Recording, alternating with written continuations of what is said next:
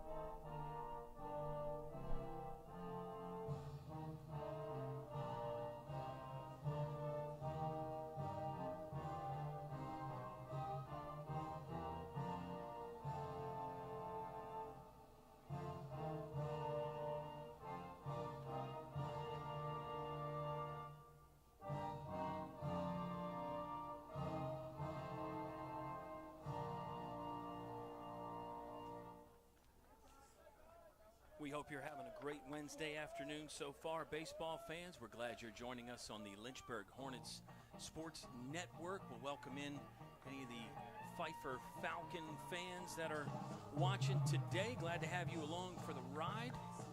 And yeah, 9 innings scheduled between the Falcons and the Hornets. Pfeiffer comes in at 8-14. Lynchburg 23-4. Hornets did get an ODAC victory yesterday. They moved to 12-2 in conference. We mentioned already the undefeated 14-0 mark at Fox Field. Evan, it's 35-2 in the last 2 seasons at Fox. They have not lost a game since last April here at home, so they'll be looking to continue that. Pfeiffer trying to play the spoiler, and it'll be Josh Jorman on the mound for Lynchburg in start number 3 of the season, appearance number 3. Lynchburg's got their share of aces they can go to in the deck, and they've got the big jack coming out of the bullpen, but the wild card to me, the joker, is this guy right here, Josh Jorman. In 2 appearances, rather, he has pitched really effectively. once against Greensboro, and then you and I saw him 2 weeks ago against a ranked Christopher Newport team. Josh Jorman did everything you would ask for from a starting pitcher in that win against the Captains. Oh, you know it. And Jormy, it seems like when the time is right, he comes out and delivers. Only 10 2/3 innings on the season, but like you said, every single pitch he's thrown, it seems like it's either been a tightly contested matchup. We saw CNU, a team that comes in highly ranked. Lynchburg able to get out quickly in that one. But Jorman just has found his spot, and we know that he can play multiple positions, see him at first most of the time, but to have him on the mound and have production, I mean, if you're Lucas Jones, that's all you can ask for. Josh Jorman was one of the guys that had 3 hits in the win yesterday against the Marlins of Virginia Wesley, and that was a good road win for Lynchburg to go down there to Virginia Beach and take down Virginia Wesley. And Jackson Harding also had 3 hits in that one, 13 as a team. Josh Jorman will not hit today because he's on the mound. That's been a game plan that Coach Lucas Jones has stuck with. Want him to just be able to focus on the pitching. But Josh Jorman, just so impressive. We'll see if he can continue it today. It'll be Corey Lackey, the senior second baseman, due up to lead off for Pfeiffer. Around the diamond for Lynchburg, a few little changes. We've got Avery Neves starting at first base today. It'll be Ryan Long playing second. Brandon Garcia, the freshman, is at shortstop. And a different look, Gavin Collins, maybe not over there at third base, actually, now that I think about it. We might have some adjustments here. And in the outfield, it'll be Logan Webster in left, Carson Atkins in center, and right field, Jackson Harding. So Jorman is already in there, working quick with 2 strikes before you can even cover the rest of the ball club, Evan. Well, you said it, too, with those changes. We see Neves at first, maybe the biggest one that you're going to pay attention to, but at this point of the season, especially a midweek game, it's always going to be interesting to see how lineups shape up, and especially going into May, even in the tournament, you might see some different stuff. Yeah, it looks like Ben Jones over there at third base. Right now we have seen Ben Jones play some third base for Lynchburg. He is a freshman, like his high school teammate beside him, Brandon Garcia, just on the other side of him now. Ben Jones we had been seeing quite a bit at second base this season. But at third right now, as we get another foul ball from Corey Lackey, the senior, fighting off some pitches here to open the at-bat. Pfeiffer's got some pretty good offensive numbers. They split a game, a doubleheader against Greensboro on Monday, but they've won 5 out of their last 6, Evan, and they've been scoring some runs in those last 6 games as well. And we'll see if that trend continues as Lackey gets jammed. This one over to the right side. Neves is there. No problem for a guy used to catching pop-ups and fly balls in left field. Now just a change of position and a larger mitt to do it with for out number 1. Pfeiffer, certainly a team that has bats that can wake up. We talk a lot of times about both sides of the game, pitching and batting. You have to come out and be able to produce both. But for Pfeiffer this season, they've still been very solid, averaging about the same number of at-bats as Lynchburg, which you can dive that deeply into the stats sometimes. But you also want to pay attention. They're batting .279, but still able to come out, and what we said about extra base hits, they've been very solid at having some strength throughout this lineup. So if you're Jorman early in this matchup, you don't want to test him too much, but you also want to find your confidence on the mound. This guy in the batter's box has power. It's Zach Farrell, 146 hits in his career. And he has 14 homers in the career, 25 doubles. So there's the power that you're talking about right here. And you're right, for Josh Jorman, maybe not as detailed a scouting report as your ODAC teams, but this is the second time that Lynchburg and Pfeiffer have met. Lynchburg won the opening matchup 17-12 on the road. So you've got a little bit of a scouting report there, plus with the wonderful internet, like everybody's watching the game on now, you can go find everybody else's games out there too. Maybe not all of them 100%, but you got more options available to you now than you used to, Evan, as far as figuring guys out and learning more before the game starts. There's a little check swing that gets down the line. Rip and run time maybe for Farrell. Yeah, he will turn. Maybe a play at second. No, he slides in safely for a double to get the first hit and the first base runner for the Pfeiffer Falcons. Didn't seem like he really got his full bat on that, but it was enough to get down the line. He was going second the entire time. Heard the base coaches, like we've said, you get a runner on second, first inning, can you deliver? It was Logan Webster, who was probably a few steps deeper than normal, respecting some of that power, and Also, with Farrell being left-handed, Webster would have been slid over in that left center gap just a bit as well. So it was going to always be a tough play for him to get there and pick it up in time to make the out. It is a runner on second as Josh Jorman misses with the breaking ball for pitch number 1 against Jake Brown, a senior first baseman for the Falcons. Jake Brown hitting in his career .327. He's got 96 hits in his career, so he'll be hoping to break the century mark in that total soon enough. A fastball that time from Jorman misses in. He's fallen behind the talented 3-hole hitter, Jake Brown. Batting third in this lineup, we know he's a switch hitter as well, so for matchups later in this game, you wonder what exactly this pitching staff will look like. We know that this Lynchburg coaching staff will go for matchups a lot of times, but he has been extremely solid, batting .345 on the season. One of 3 Falcons to start every game. That's Brown, Lackey, and Farrell. All 3 in the lineup today, batting 1, 2, 3. And the cleanup hitter, Josh Turner, can't wait to talk about him. He's only started the last 10, Evan, but the numbers are through the roof. We'll hold that thought for just a moment as Jorman misses inside. It's ball 4. Runners on first and second. Now for the Pfeiffer Falcons. And I was saying for a while, Carson Atkins for Lynchburg was swinging the hottest bat on the planet. I think right now it's this guy, Josh Turner. He's played in 10. He's hitting .643. He's got 10 walks and a strikeout in there. And he is just out of this world right now in his only 10 games of the season. It's a 10-game hitting streak, hitting almost .650 in those 10 games. This man in the batter's box right here, Mr. Turner. Got to think he has some fire coming from his bat every time he steps in, but how about that? 1 strikeout and 28 at-bats. I think if you're a coach trying to talk about discipline, you got to watch this guy. Yeah, watch the tapes. Get the supercut of all his at-bats together and see how he does his business in there, because in these 10 games it's been pretty good. Guess what? The hot streak continues. Turner missiles one up the middle. Stop sign was up immediately from the third base coach, and Carson Atkins will just toss that one in. So it's a single to load the bases, and Pfeiffer is in business here in the top of the first inning at Fox Field. Turning it over to Christian Ezel. We know you see your buddy do it, you got to step up in the box and deliver, but that conversation we've had about getting runners in, it's a Falcons team that doesn't steal a whole lot. Not that they would do it with the bases loaded, but that's when your bats really have to deliver. Fastball just missed from Jorman. 1-0 count. Looks into the dugout for a word maybe from the coaching staff. It is bases loaded. Lynchburg infield basically double play depth, although Avery Neves is playing behind the runner at first. Ben Jones even with the bag at third. There's a look to be a changeup that just nibbled the outside portion of the plate. That evens the count at 1. 1 away here. Leadoff man Corey Lackey got out. Since then it's been double, walk, and single for Pfeiffer. No runs across yet. If you're Jorman, you'd love a double play ball here.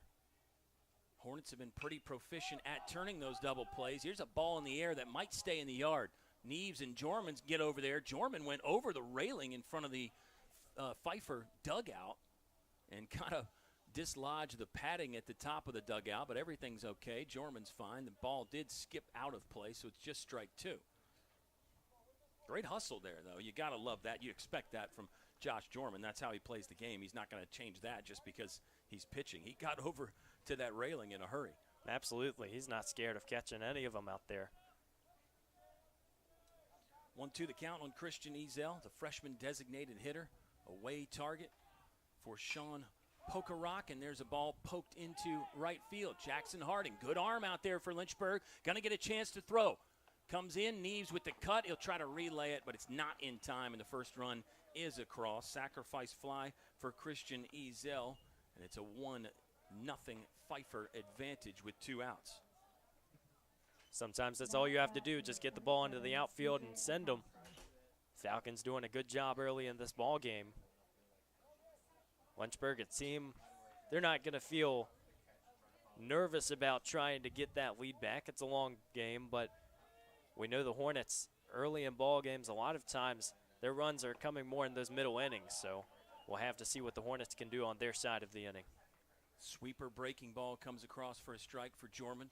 Yeah, I don't think anybody in the Lynchburg dugout is unsettled in any way by giving up a run in the top of the first. You don't want to, obviously, but you hit on a couple great things. The patience is there, the aggressively patient approach for Lynchburg.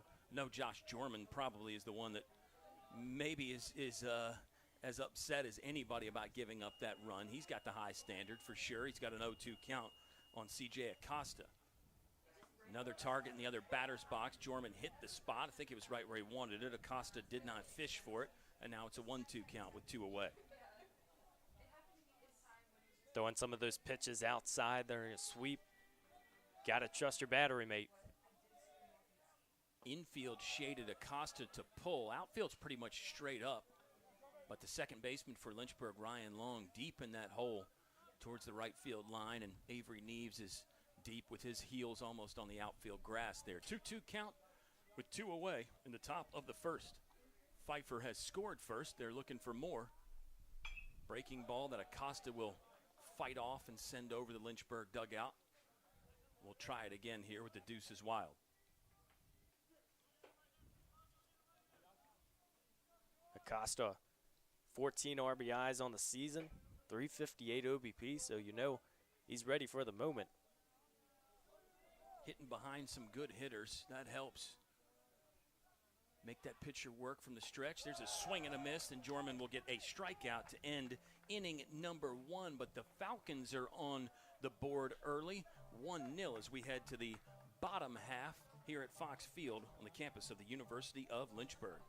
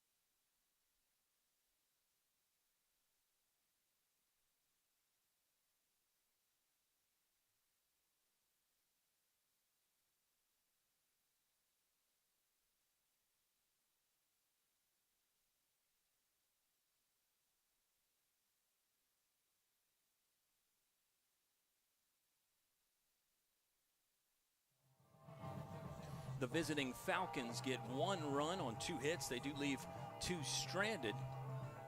But Pfeiffer on the board first after a successful top of the first inning. And now the Hornets try to answer. Lineup for Lynchburg will work this way here, Evan. It'll be the shortstop Brandon Garcia leading off. The designated hitter is Cam Lane. Avery Neves hits third as usual. Playing first today, though. Sean Pokerock will catch and hit fourth. Fifth hole will be Ben Jones playing third base. Logan Webster hitting sixth in left. Jackson Harding, the right fielder, playing right. Ryan Long is the second baseman batting eighth. And Carson Atkins, the center fielder, will hit in the 9 hole for the Hornets, who offensively have done it in a variety of ways this season. And it's been pretty impressive to watch the things that Lynchburg has done offensively. 10 runs yesterday against Virginia Wesleyan in the ODAC win, but just a 1 double. And so there's some pros and cons to that coin. We mentioned that Coach Lucas Jones would like to see some more power, some extra base hits. I think there's a lot to be said for being able to score double-digit runs without banging it off the wall. Absolutely, and all season long you talked about it. There are different ways to score, and I think in this game you'd like to see a few extra base hits, get some power behind it, but this Hornets lineup going to have to do it against the right-hander. Jake Blevins, a freshman from Salisbury, North Carolina, 5.59 ERA. 7th appearance, just his 2nd start.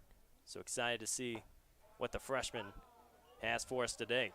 Comes right after Brandon Garcia on the inside part of the plate. Garcia checking with the umpire about the strike zone there, and it's an 0-1 count. Blevins, another guy working exclusively from the stretch. We see that a lot. We see it so much that I almost might have to stop bringing it up because so many guys do that now. They go from the stretch or the set position that you would use with runners on base, but doing it with nobody on base, it just seems to be more of a standard now as it's an 0-2 count on Garcia.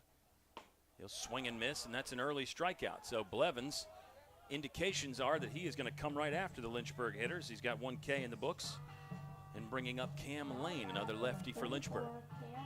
Talk about working out of the stretch, too. It's like tendencies have changed so much in the game that a lot of the guys that come up in the system, that's pretty much what they're seeing.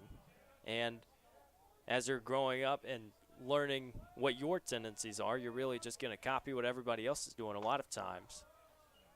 Well, I think the original thought process is it's another strike, so make it 4 in a row for Blevins. The original thought process was if you're a reliever, you might be coming on with runners on base anyway, so why even worry about a windup? Plus, if you are coming out of the bullpen, maybe you're only going to be there for 1 inning anyway. So you don't necessarily need to use a windup to kind of save your legs and generate some extra power. You can just go all in from the stretch. But you're right. You're seeing it even more and more, and there's a lot to be said for keeping it simple and just doing the same thing over and over again. There's a breaking ball that is also a strike. So back-to-back Ks. This one looking to get Cam Lane. 6 in a row for Jake Blevins to begin the first inning. We'll see how he wants to attack Avery Neves, if he'll try to nibble around the edges or if he'll come right at the All-American like he has done the first 2 hitters. He hasn't wasted any time, but if you want to get through maybe a perfect inning, you're going to have to get through an All-American, and we know Neves is hunting it. There's your first ball of the game for Jake Blevins as you get to see the catcher Josh Turner. Kind of interesting there as he catches it and walks it all the way out across the plate and then throws it back. Most catchers just kind of drop to the knee and lob it back there. Ground ball for Neves, going to be a tough play. Throw from the knees will not get Neves as he was going to be safe anyway. That's a base hit, and Avery Neves is on board with 2 away in the bottom of the first inning. It's plays like that that makes Neves that much more elite, because we talk about plays that maybe you don't get down the baseline fast enough, or maybe it's a little bit less contact. You're not getting that single. He just squeezes these base hits out of sometimes minimal contact. Yeah, so much speed for Avery Neves. 55 of 61 in his career, stolen base-wise for Mr. Neves, so he is obviously a threat to run in any situation, but specifically here with 2 gone. Cleanup man is the catcher, Sean Pokerock. 0-1 count as Blevins right back to the original game plan of coming after hitters. That's going to be a balk. Balk is called on Blevins, so no stolen base for Neves, but he is in scoring position now, and the count should remain 0-1 after the balk. 2 down. Jake Blevins, the freshman, impressive so far. Sean Pokerock swings on that one, hits it hard to right. Right fielder going back, misjudged it initially, but then finally pulled in by C.J. Acosta, and that is how the first inning will end. Pfeiffer on top, 1-0 over Lynchburg. We're going to the second at Fox Field, the campus of the University of Lynchburg.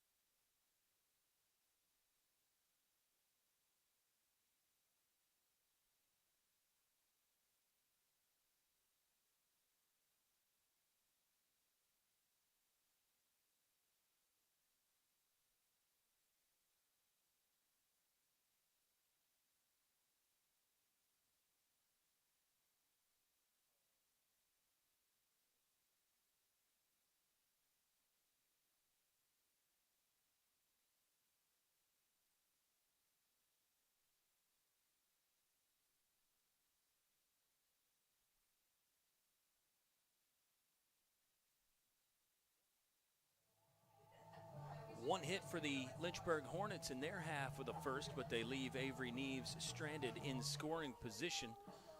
We go to the second inning with the Pfeiffer University Falcons leading 1-0. Kyle and Evan hanging out with you. It's already been a great season. Obviously for Lynchburg, the 23-4 record indicates that, but so much good stuff coming up. Evan, another conference doubleheader for the Hornets on the road in Danville, taking on Avert on Saturday.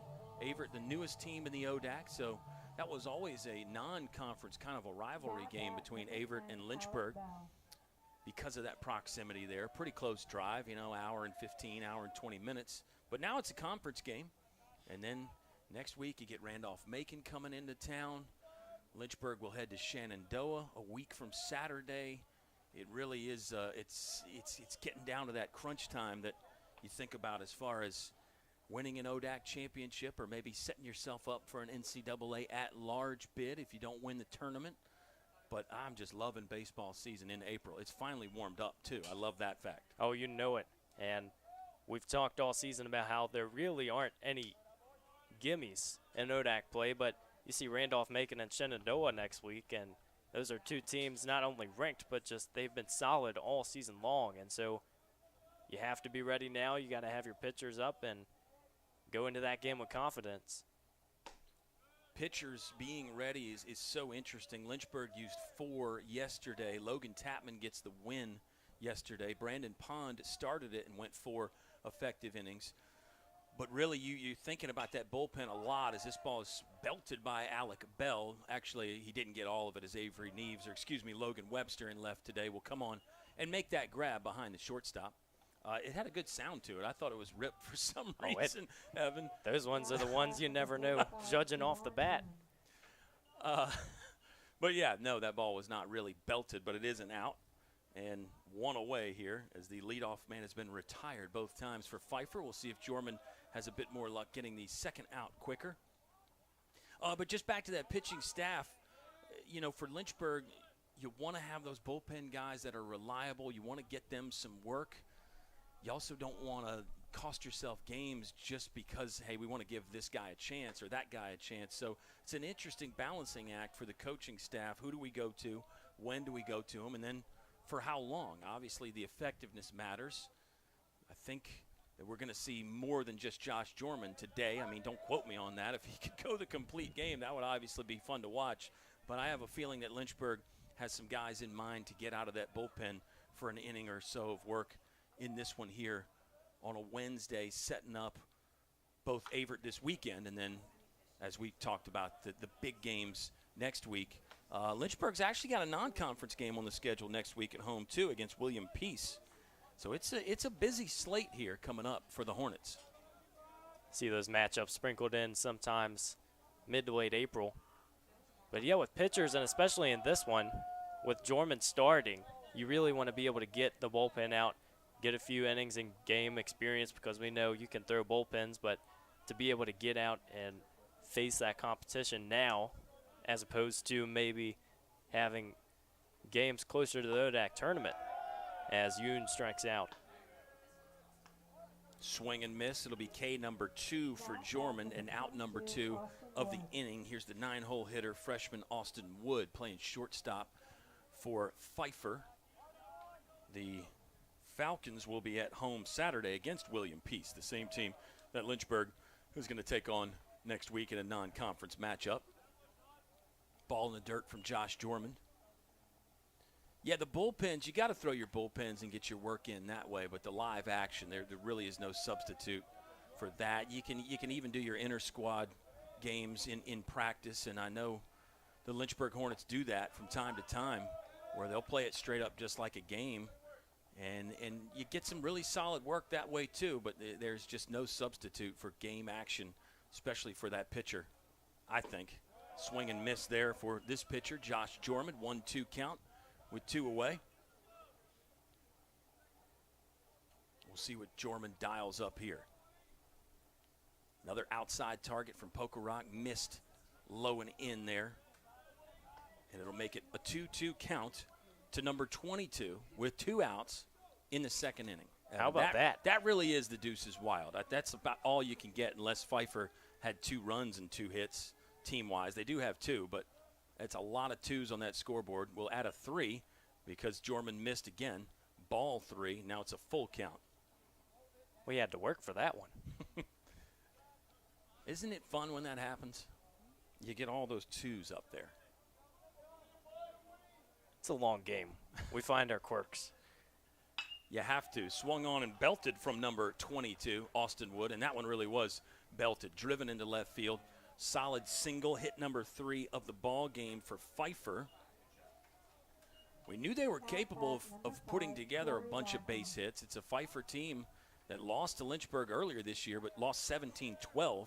Falcons have had a couple games where they've scored over 10 runs and lost this season, Evan. They've got a potent offense. They've turned the lineup over as well. The leadoff man, Lackey, in for his second at bat in the top of the second inning.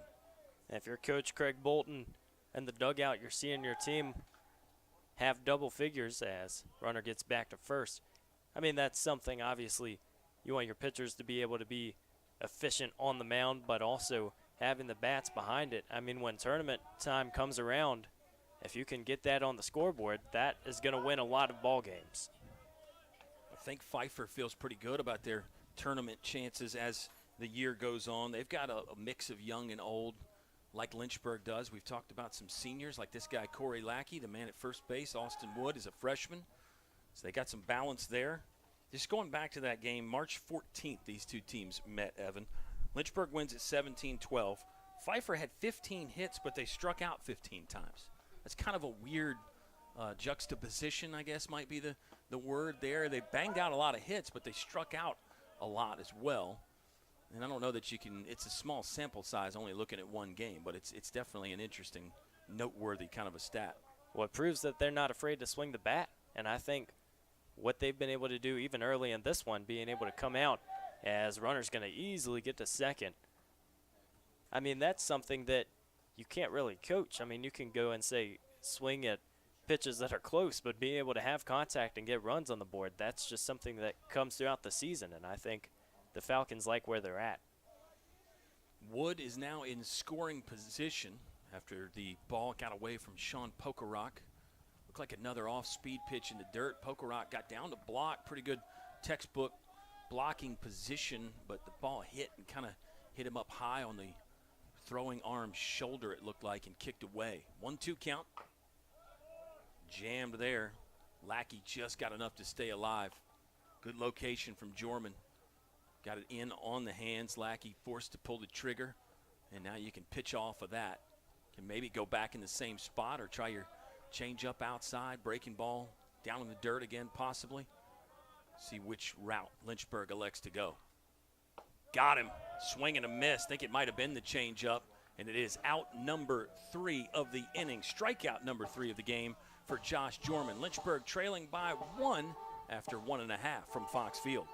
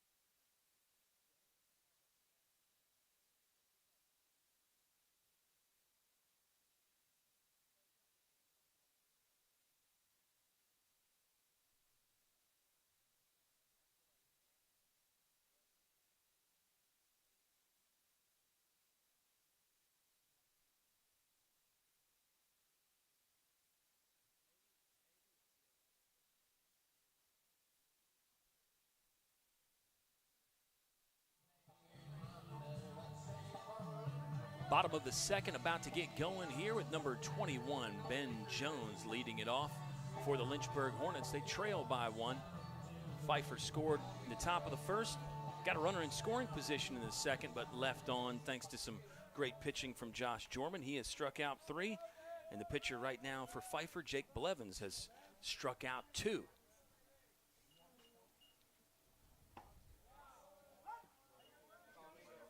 Ben Jones up to the plate. He's played in 16 games this season. He's played in all but 1 since March 11th. And, you know, you just think about a lineup as pulls that one foul. He's made some really big contributions just coming in the spot where he's been. Batting .260, .418 OBP. Benny Bombs, as you call him. Yeah, he hasn't had a hit in a while, Ben Jones, but still he continues to make those really good outs where he either hits it hard or drives an outfielder back. Got under this one. It's in the gap. Chase on between center and right, and then the right fielder, C.J. Acosta, will make the grab for out number 1. So Jones will have to hold on his next base hit, and it's number 6, Logan Webster, playing left field tonight for Lynchburg. Today, maybe I should say a bit more specific, as we've got full sunshine, a few little wispy clouds in the sky, not much wind here at Fox Field. A perfect day to play. See the sun sometimes out there in right field, a little bit tough to fend off, but so far Acosta's done a good job. Those 2 pop outs. Webster's a guy who I feel like has been in almost every spot in the lineup. He's going to try to beat this one out. Close play at first, and they got Logan Webster there. It was Jawan Yoon who came on to get the slow roller, the chopper, and retire Logan Webster. Now Jackson Harding, number 2 for Lynchburg, playing right field today, will get a shot. There was a great point about Webster. He has bounced around the lineup quite a bit. Jackson Harding has bounced around the lineup some as well. He can bounce around the diamond. We've seen Jackson Harding start and play second base this season. He's played a really good right field, almost had a chance to throw out the runner there in the first inning. It's a pretty good throw, strong. It was on line. Avery Neves tried to relay it, but that was not in time. Jackson Harding had an outfield assist in the game against Randolph-Macon, threw a runner out at third base with just a bazooka shot there from near the right field line. So Jackson Harding, a valuable piece with bat and ball for Lynchburg. He'll swing on this and hit it over the second baseman's head. Harding's on a little bit of a heater. He had 3 hits yesterday, and it looks like that might continue. Second hit of the ball game for Lynchburg will bring up Ryan Long. Great work there from Harding, just not trying to do too much. Gets a single into right center, and now you just try to have some late inning magic here if you're the Hornets. First start for Ryan Long in a while. He was in the starting lineup quite a bit to begin this season. But you got these guys like Ben Jones, who has come on strong. Brandon Garcia, when he's healthy, has been out there a lot more. And Ryan Long, the at-bats and the plate appearances have gone down a little bit, but a chance for him to jumpstart things. He was 1 for 1 off the bench against Virginia Wesleyan on March 22nd, not the Wesleyan game yesterday. And hopefully Ryan Long gets something he can sink his teeth into. It's a 2-0 count here with 2 away for number 4, the second baseman, Ryan Long. Righty on righty matchup. Talked about Wesleyan, one of those few teams you get a home and away matchup with. Obviously happens a lot in the ODAC. But I think those are the teams, and especially in conference, you learn so much about yourself just from how you play in different matchups against different lineups, because you sort of know what you're going to expect. And even here with Pfeiffer, you still have to come out and execute. 2-1 count on Ryan Long. He'll watch the breaking ball go up and away for a ball. 3-1 now, 2 outs. Good runner at first. Not a bad place to get him a head start right here. And then if it's ball 4, you can just take it. But if it's something in the hitting zone, you might have Long turn it loose. Harding not running. Long swings on this one. It's in play to the right side. Second baseman coming over and has to make somewhat of an acrobatic grab, backpedaling into right field. But the out is retired and the inning is done. Lynchburg, 1 hit, 1 left on. No Falcon errors.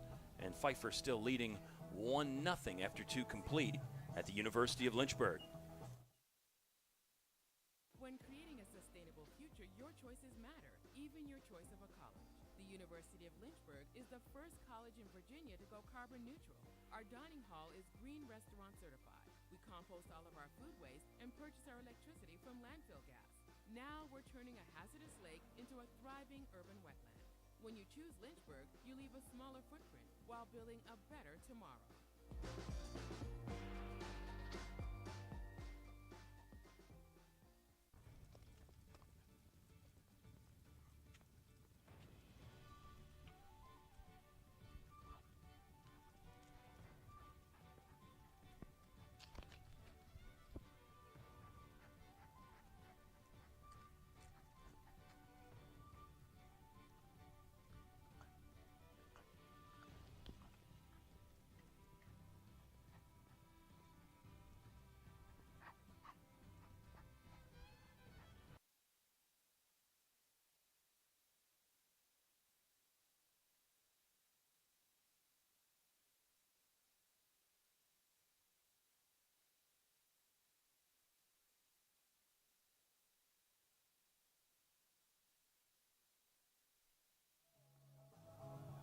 It's 2-3-4 due up for Pfeiffer in their half of the 3rd inning. Kyle and Evan hanging out with you on the Lynchburg Hornets Sports Network. We'll say hello again to everybody watching. Midweek games, Evan, so we probably get a few more viewers, some of the parents, if you can't get off work or you know, whatever, break away from whatever you got going on like you might be able to on the weekend. So that means we should have our A game, I think. Oh, we try to bring it. Are we going to be ready for the moment? Are we going to rise to the occasion? If this weather sticks around, too, talk about the weekend series. Hope to get a lot of people out here at Fox Field. Yeah, the crowds have been good all season. Spring sports in full swing here on campus. So much good stuff going on. It's D3 week, too. It's YD3, and we can get into that, these wonderful opportunities that places like the University of Lynchburg give our student athletes and faculty and staff. It's a great vibe all the way around, and it's fun to talk about. Josh Jorman trying to have some more fun here and get a strike across. That one a bit low, and it's a 3-0 count to begin the inning on the leadoff man, Zach Farrell, a grad student playing center field for Pfeiffer. He had that check swing double in the 1st inning. Leads the team with 19 RBIs on the season, so he's had his back going. Let's talk about D3 too, and just colleges in general. I feel like both Virginia and North Carolina are both represented here. I think we're so fortunate to have the universities and colleges that we have around, as it looks like Farrell's going to earn the walk to first. A lot of opportunities to further a career and an education, and it brings so much to the local communities, and it's just, it's a great thing. And, of course, Lynchburg getting ready to celebrate 120 years coming up next week. We'll hit on that as well. But let's turn our attention back to the ball game, because it's a pretty potent spot in the order here for Pfeiffer, and they've got the leadoff man on as well, as Jorman will take a toss over there. Nobody out. Jorman had to sky up and take that return throw from Avery Neves out of the air. Ben Jones was backing it up at third base. That's a good one for a third baseman to think about, backing up that throw from the first baseman to the pitcher. You don't see an overthrow very much, but it's a disaster when it happens. Looked like Jake Brown got under this one. Logan Webster's stationary. Now he'll come on and make the grab with relative ease and toss it in. It's out number 1. And the dangerous Josh Turner is up. He's already got a single. That was the hard shot in the 1st inning. But Josh Turner, an 11-game hitting streak now, Evan, and he certainly shows no signs of slowing down. Not at all. And with the catching duties today, too, you know he's going to have his hands full. But you talk about Turner, just one of those guys. I mean, you see the numbers we mentioned. He's batting .643 coming into this game. I don't think it really matters how many games you've been a part of. If you're coming in and having that efficiency, you have to know your stuff and be swinging the bat well. Yeah, anybody to have a 10-game hitting streak and hit over 600 through any 10 games anywhere, whether it's your first 10 games or your last or 10 in the middle, it means you're red hot and you're a dangerous out. He went right up the middle with the line drive in the first at bat, and you just look at him hit as he dodges that one that comes inside, and you can really see why. He does a lot of things that I think a hitting coach would really like, balanced, and has the good actions there with the hands. It's not a big move with the hands to trigger it and load it, but it's very, very good. I mean, you get a side shot right here, great camera work. Just a little small leg lift there, but he can put a lot of power into it. He's got the bat speed, everything a hitting coach would want. And part of the reason why he's on this tear that he is on right now. 2-1 count is obviously seeing the ball well, as he didn't even sniff at that offering from Josh Jormund.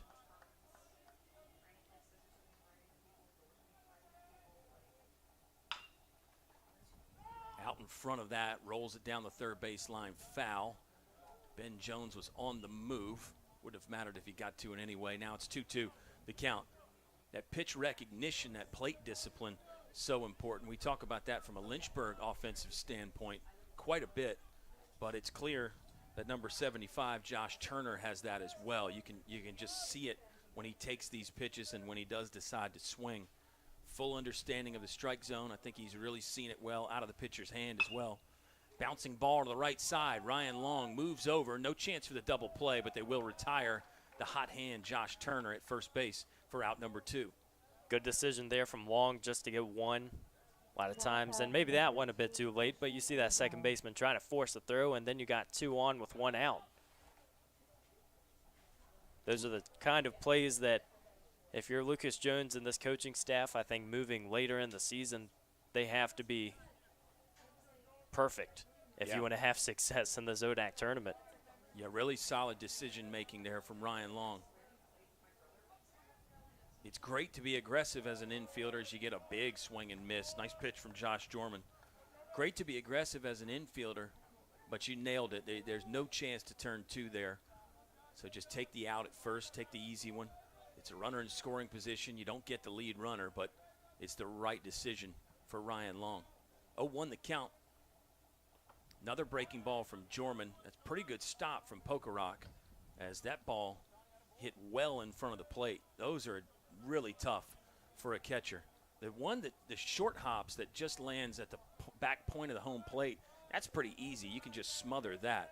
But those balls that hit out in front of the plate, those become significantly tougher for a catcher. Jormund set, deals again, misses inside. This is the freshman designated hitter, Christian Ezel. He flew out to right field for that sac fly in his first plate appearance. If you remember earlier with Pokerock, had that one ball skip away, and just goes to show it's coming at every angle. A nice pitch there from Jormund. I think it was another changeup. He can really pull that string. It's hard to see it out of his hand. And now we got that 2-2 count again with 2 away here. Runner at second is Zach Farrell. Got on via the leadoff walk. Hornets trying to strand him out there now. Big pitch coming from Jormund. Hit the edge for strike 3. And it's K number 4 for Josh Jormund. We'll head to the bottom of the third. Lynchburg trailing 1-0.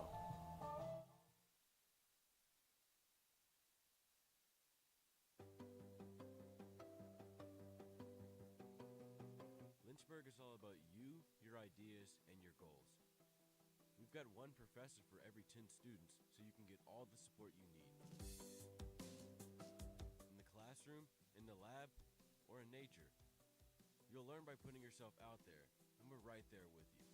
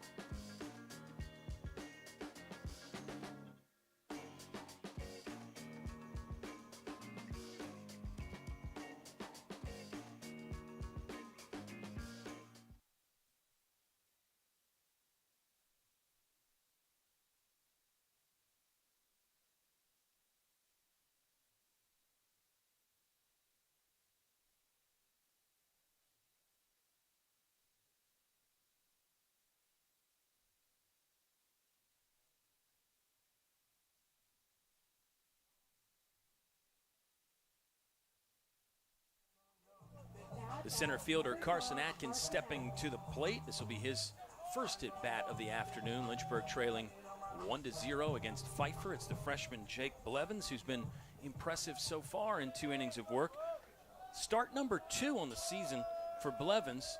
I think you can, it's not easy, or excuse me, it's not a problem to see why Pfeiffer decided to hand him the ball in this one, though. Evan, he goes right at hitters, got good velocity, he's got some good stuff to go with it. This is a good arm that Lynchburg's getting to see right here. Well, sometimes you see an early start in the season, you're thinking, try to keep the heart rate low, be comfortable, and he really threw that all out the window and said, let's just go at it. And you can tell by his stuff here in the first 2 innings that he's highly capable of putting these Hornet batters away. Yeah, I like what he brings to the table. Just a freshman, too, so big reasons to be hopeful if you're Pfeiffer. They've got a lot of young talent. The ERA is 5.59 for Blevins coming in. He only threw 9 2/3 coming in to this one, and he actually had more walks than strikeouts, but you're not really seeing any of that today. Carson Atkins saw something he liked and pounded it into the right field corner. He'll hold at second for a leadoff double, and Carson Atkins continues his tear this second half of the season. Really, since early March, Carson Atkins has been swinging an absolutely outstanding bat, and he gets to hand it off to another guy who's on a tear, Brandon Garcia, who comes in with a 10-game hitting streak now. Evan and Garcia struck out in his first at bat, so here's a great opportunity for Brandon Garcia to extend the streak and possibly get Lynchburg on the board. Well, you like having Atkins in the 9-hole turning things over with Garcia at leadoff. Atkins already leading the team in doubles. That was his 8th on the season. But as we touched on, getting that leadoff runner on now in scoring position, these are the chances that if you're Lynchburg, you can't wait to get that run in. Early in the ball game, we've seen they found success of not necessarily trying to do too much as Garcia is going to get a single. Atkins is around and home. It's going to be not close, and it's a 1-1 ball game. Just finished talking about how you don't necessarily need that extra base hit to drive a runner in. Garcia does just enough to get that one into right. Hit that ball well, and the right fielder didn't get a chance to really run into it and come up and get a strong throw on Atkins, but the hitting streak continues for Brandon Garcia. It's now 11 in a row, and he has hit safely in 14 of 17 starts, and he's just a freshman, Evan. Incredible, just nuts from Brandon Garcia to think about all that talent, and he's just a freshman. Cam Lane, designated hitter, up now. He struck out in his first at bat. Game is tied 1-1. Atkins comes around to score after the leadoff double. Now you got all your options in play again if you're Lynchburg. You got the hit and run, you got the steal, you have the regular sack bunt, or you can just sit back and try to let Cam Lane bang one around out there in the outfield grass. Got a 2-0 count. I think that probably means it's more of a hit-away situation now. Cam Lane, left-handed hitter, ready to do some damage against Jake Blevins, the freshman from Pfeiffer. We've talked about Lane being the leader in Lynchburg history in hit by pitch. This is a team that has 54 on the season. So we know that averaging 2 a game, that they're comfortable crowding the plate, making the pitcher work a little bit. Definitely part of their game. It's definitely a way to get those extra base runners on. It's not flashy. It's not something you don't really think about the all-time greats. You know, oh, so-and-so, he was so good at getting hit by pitch. But it's part of the game. It's kind of one of those little, I don't want to say hidden element in the game, as Garcia will take off. Good throw to second, but he's safe. Garcia slid to the right field side of the bag there. Might have got around the tag. 3-1 the count now on Cam Lane. That's an element of offense that can be so huge for Lynchburg. The stolen base, that'll be stolen base number 37 of the season. As we'll get back to the hit by pitch here in just a moment as Garcia bounces off at second. Lane will foul that one down the left field line. I was kind of shocked like you when we were looking at the Pfeiffer stats. They've only got 4 stolen bases on the season. That's That's almost unheard of, really, at the college level. And the amount of production they've had with just having 4 stolen bases. I mean, you think how strong their bats have been this season, but and only 7 attempts as well, so it's not necessarily that they're not having success stealing bases, but again, in the game of baseball, I see Lynchburg, a team in the 30s. I mean, that's really turned into an element of their game. Yeah, that mark for Lynchburg's, I think, right midway ODAC as far as the ODAC standings in that statistical category. So it's not like Lynchburg's running crazy, but it's definitely a nice part of their game and a nice piece as Cam Lane will swing at that one and miss. It's out number 1, and Avery Neves is in. He is 1 for 1 already on the day, Mr. Neves, with a single that did not get through the infield, but he did get on first.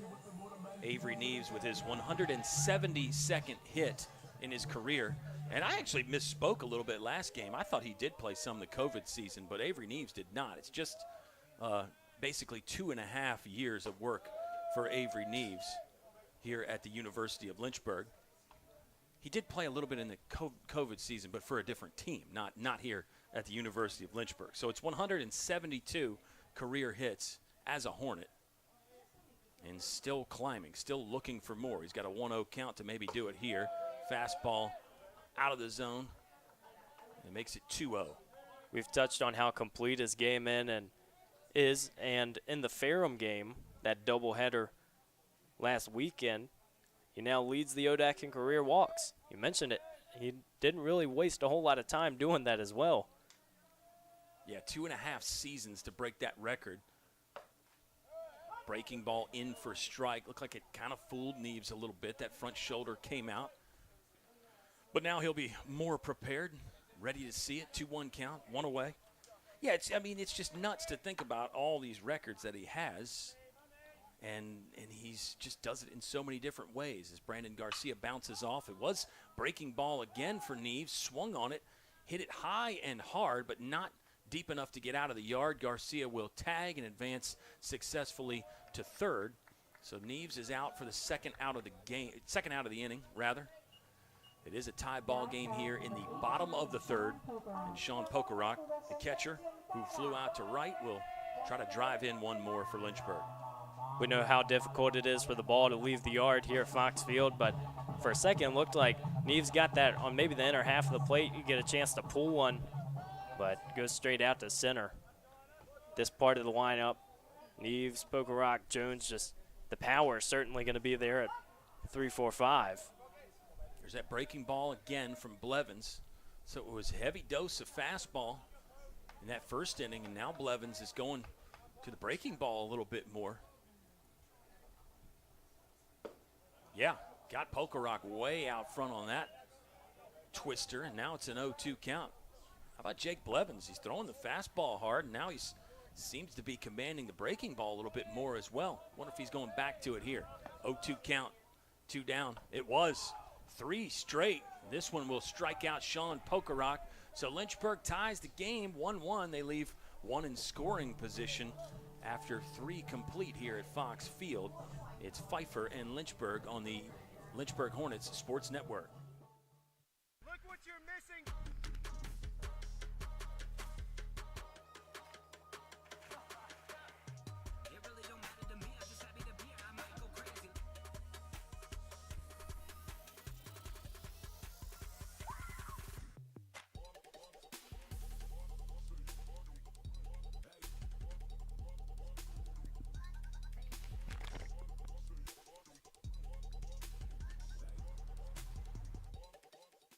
Private education is too expensive? Think again. At the University of Lynchburg, you can get a personalized education for the cost of a state school. If you're commuting and you get our top scholarships, you could pay much less. And you get all that without the hassle of giant lecture halls. Our faculty know your name here and do more than just teach. You might even do research together and plan out your next career moves.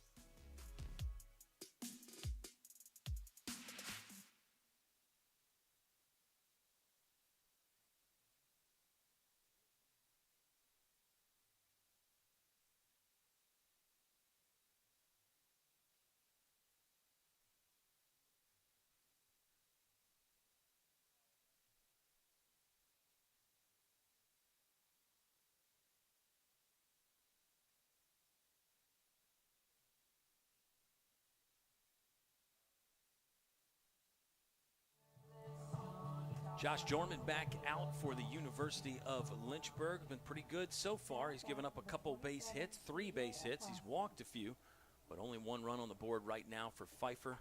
And it's a tie ball game, 1-1, as Lynchburg gets a leadoff double from Carson Atkins in the bottom of the 3rd, and then Brandon Garcia drives him in.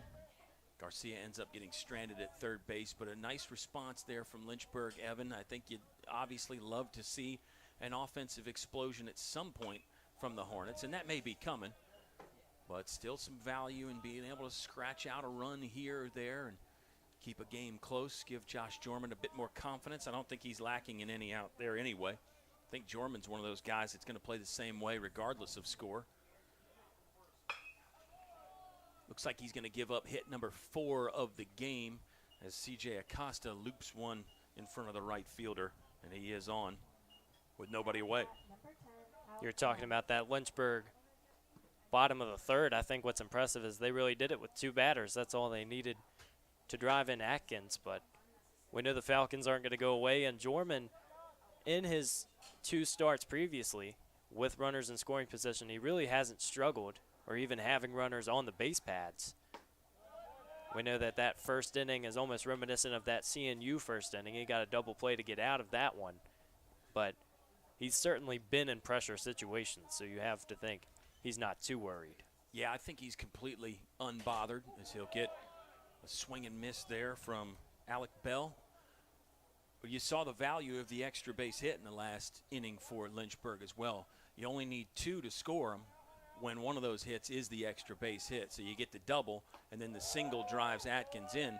If you're only hitting singles, a lot of times you need 3 or 4 singles to score a guy. So that's the reason why Coach Jones wants to see more extra base hits. Now at bat, number 35, Juwan. More strikeouts from Josh Jorman there. He's K'd 5. Out number 1 of the inning. Jawan Yoon is up there now, a junior second baseman, or third baseman rather, for Pfeiffer. Swings and misses. Seems like Josh Jorman's getting in the toolbox a little bit more here and getting a feel for some of those off-speed pitches, Evan. I'm seeing a lot more swings and misses from Pfeiffer. It's almost like how we talked about Nick Matfield earlier in the season. He was so comfortable throwing all these different pitches, and I think with every start, Jorman starting to find it again. We know he's been a pitcher in the past. It's not like it's completely new to him, but when you see him at first base in the next game he's on the mound, that's something that takes a little bit of a transition. And that feel is so important for pitchers every game you go out there. Even those experienced guys will tell you, hey, I didn't have my slider today. I didn't have my changeup today, whatever it is. Hopefully you still have something each day, as this ball will get dropped inside the left field line. Base hit there. Logan Webster fields, gets it to the cut man, shortstop Brandon Garcia, and the runner has to hold at second. So it's 2 singles in the inning. Yoon is on with a base hit. Hit number 5 of the game for Pfeiffer, and they're back in business with the freshman Austin Wood, who is 1 for 1 in the game already. Sean Pokerok going to go visit Josh Jorman. Gives us a second to hang out here, and what a great look for Lynchburg with the black jerseys, white pants, Pfeiffer in the road grays. We were talking about uniform combinations off air. There's some wild ones out there in baseball right now, but you got to love the classic look from Lynchburg, don't you? Oh, absolutely, and I think really every Lynchburg jersey they come out with, it's the typical black, red, and white, the home colors, throw in a little bit gray on the road.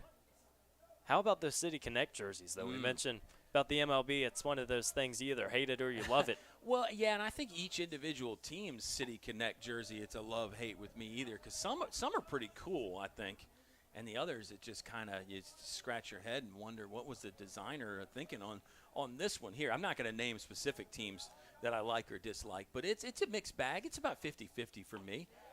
You got your Oakland A's. I kind of like their City Connect jersey. What do you think? Yeah? Do you hate it?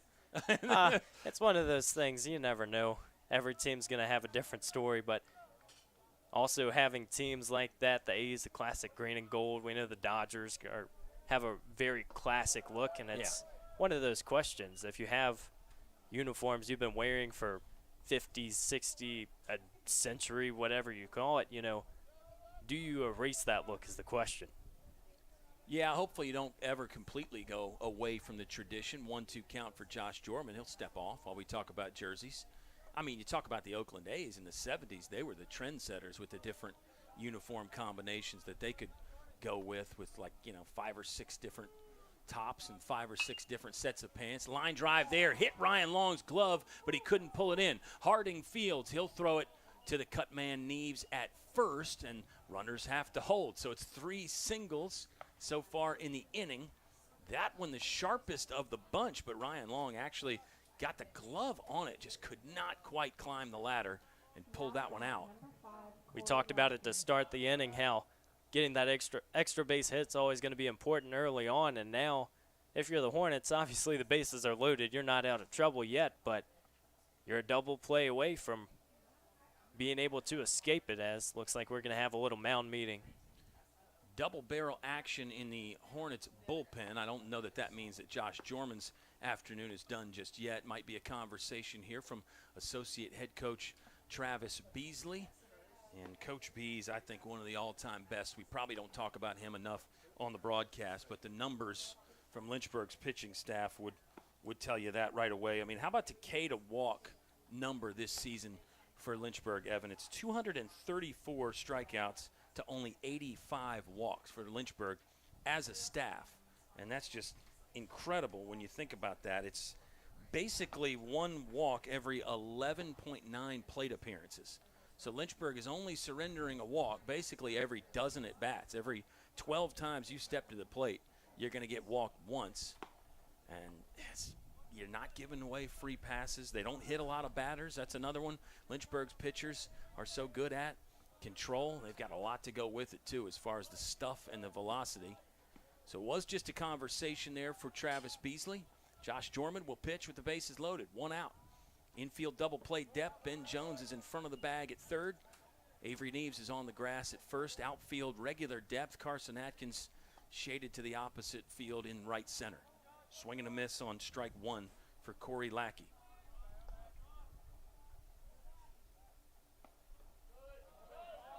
Good work keeping that ball in front. Yeah, we took the words right out of each other's mouth there. As base is loaded, Poker sacrificing and getting down there to block that one up to save a run. 1-1 count now.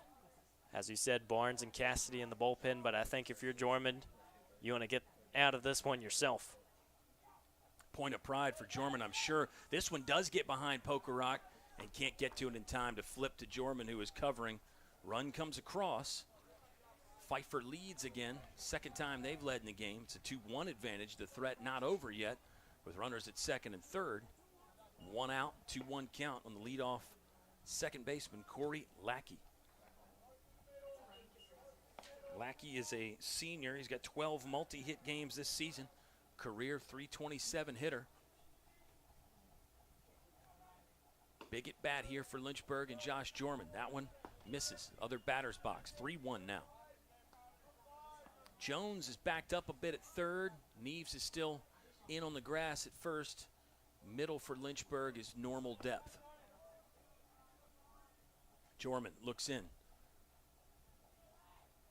Holds and delivers. Swung on. Inside fastball that Lackey got to. Logan Webster camped in left. He'll catch and throw into third base to keep that runner stationed at second. But the runner, Jiwon Yoon, will come in. Jawan Yoon will come in for run number 3 of the ball game for Pfeiffer. They're on top by 2 now. 2 sacrifices and a wild pitch. How they get their 3 runs. All season long, it seems to have been the conversation. There's so many different ways to score in a baseball game, but the Falcons employing a few of those different tactics early on. Situational hitting so important, and I think Lackey was fully aware of it there, trying to get that ball elevated. He got a pitch that he was able to get into the for the sacrifice fly. Strike 1 on Zach Farrell, a grad student playing center field for Pfeiffer. He'll swing on this one and lift it into the air. Shortstop Brandon Garcia has a read on it, calls for it, and pulls it in. lost the hat in the process, but it is an out. Pfeiffer takes the lead back on top 3-1 as we go to the bottom of the 4th inning at Fox Field. Want to have some outdoor adventures while getting a degree at the same time? At the University of Lynchburg, we have an on-campus zip line and ropes course. Plus, we offer adventure trips that cost less than a cup of coffee. And did I mention our beautiful scenery? We're a university for students looking for something more than just books. Welcome to your new adventure experience.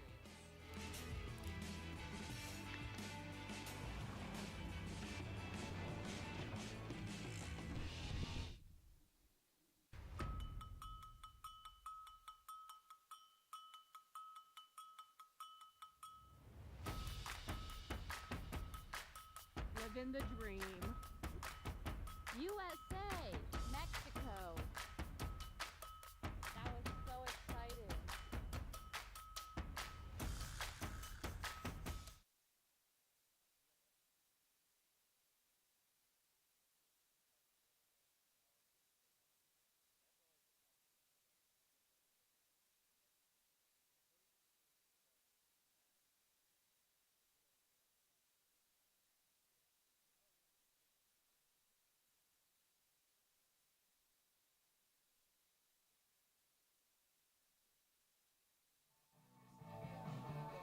Pfeiffer gets 2 runs in their half of the 4th on 3 base hits. 1 run scored on pass ball, wild pitch, a sacrifice fly in there, and 1 left stranded for the Falcons. But they're on top 3-1. Lynchburg playing from behind. Still early enough in the game, Evan, that there's no need to go near the panic button at this point if you're a Lynchburg fan or player. And that they've had that approach all season long, that aggressively patient approach to where you're going to be patient, you're not going to panic, you're not going to do anything outside your norm, but they're ready for the opportunities when they're arriving, and they seem to really come up big in the middle innings and late in games. A lot of those big innings for Lynchburg have come in 4, 5, and 6. Not that they haven't had a few big innings early in games, but they've had most of their big innings, I think, in the middle part of the game, get more looks at that pitcher. Or maybe you get into the other team's bullpen and find a weak spot, somebody vulnerable. Ripped foul by Ben Jones got everybody's attention, including the Pfeiffer dugout. Jones will send this one to the deep left center gap, so it's another long out for Ben Jones, but it will be F8 in the books. And the first out of the bottom of the 4th inning. And you said it, Kyle. I think everybody knows they're going to get a bite at the apple, but it's games like this, situations like this, down to an early part of the ball game, you could still say, where you really figure out what this team is about. And all season long, they've proved that they can continue to produce, but you're looking at every spot in the lineup, and I think if you're going to be a team that wins the ODAC tournament, you have to have 1 through 9 really on the same page. 1 through 9 might not produce the same way every game, but to your point, the teams where 1 through 9 can produce, they're the dangerous teams when there's no freebies in there, no soft spots in that lineup, and Lynchburg, I think, fits that definition. Swung on here by Logan Webster. It really extends past 1 through 9, as we've seen Lynchburg use a lot of different lineup combinations. A lot of players get at-bats and activity. Logan Webster flies out. Center fielder busy out there. That is Zach Farrell. He's caught one in each gap in just this inning, so he's getting the conditioning test. And now Jackson Harding, 1 for 1 in the game, 3 hits yesterday. Let's see if Jack can stay hot. Number 2 from Randolph Henry High School. We'll try to get a runner on board with 2 gone in the bottom of the 4th.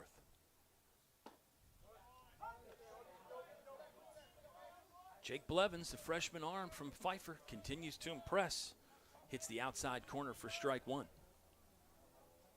You wonder how Lucas Jones makes his lineups, because maybe in a game like this, especially where you don't know what Pfeiffer's going to throw out pitching-wise, it's not as important, but we've seen those different looks you were mentioning all season long, having 4 lefties and 5 righties in that lineup in terms of batting. So lots of different looks as Harding pulls that one for a base hit.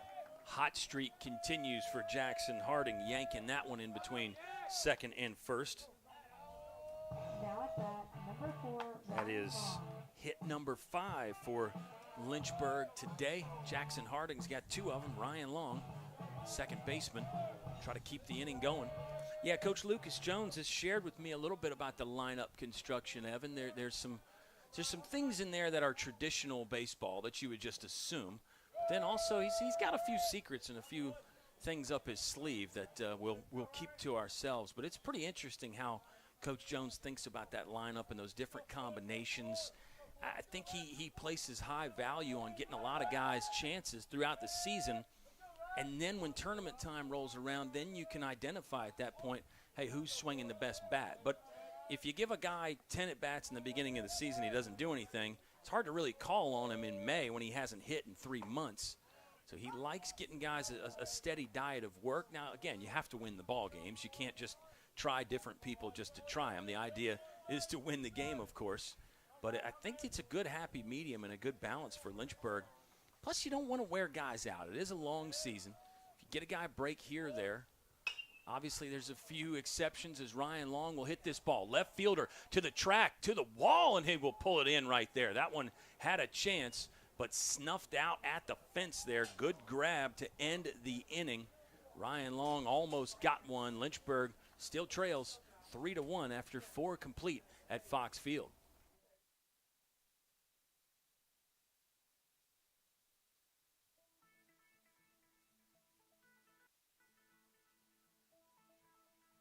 College has given me the flexibility to pursue my passions and my interests, and I've recreated my identity for myself aside from just being an athlete. My greatest personal discovery has been that I am capable of doing things that I didn't know I was capable of doing. To be able to study what I wanted to and continue to play the sport I love, all of those things came together very nicely in one package in Division III.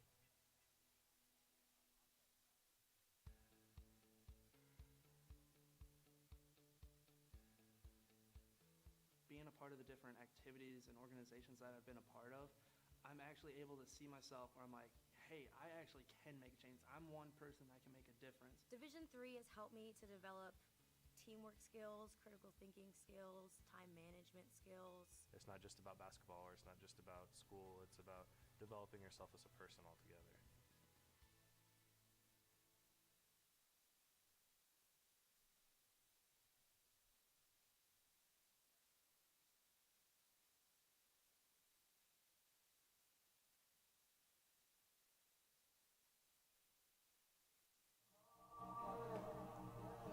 Freshman Matt Cassidy is on the mound for Lynchburg in relief of Josh Jorman.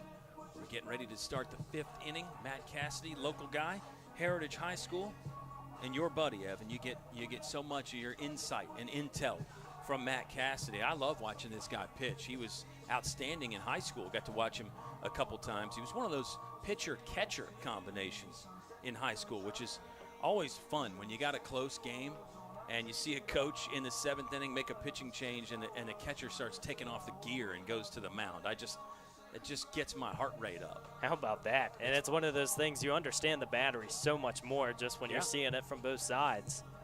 As you said, though, Cassidy this season, the freshman, 4.76 ERA. This is going to be his 6th appearance. Hasn't thrown in a little while, so like you said, Lucas Jones and obviously Travis Beasley on the pitching side of things, they're going to get guys lots of looks throughout the season. And Cassidy, as we start this 5th inning, is going to face Brown. Yeah, Cassidy threw a bunch early in the season. There was 3 appearances in the month of February, but just 2 in the month of March, and he hasn't pitched since March 29th, that 14-6 win over Christopher Newport that you and I got to watch together. So we actually saw the last time Matt Cassidy threw. Here's a bouncing ball to Ben Jones at third, rifles it across the diamond. Avery Neves holds on for the stretch there. More good camera work and production from our LHSN team, and it's a pretty quick out from Matt Cassidy. When you come in the ball game, those are the outs you love to have to get some quick work. Jones fired that one over. Yeah, that was fun to watch. Get to see a good, strong throw from the third baseman, uncorking one across the diamond. Speaking of things that will make you feel good as a baseball fan. And that's a tougher play than I think people assume. You see it on TV, those guys make it no problem, but it's one where you end up having about a 120-foot throw across the diamond there for Ben Jones. But he made it look relatively easy. Cassidy has fallen behind the catcher, Josh Turner.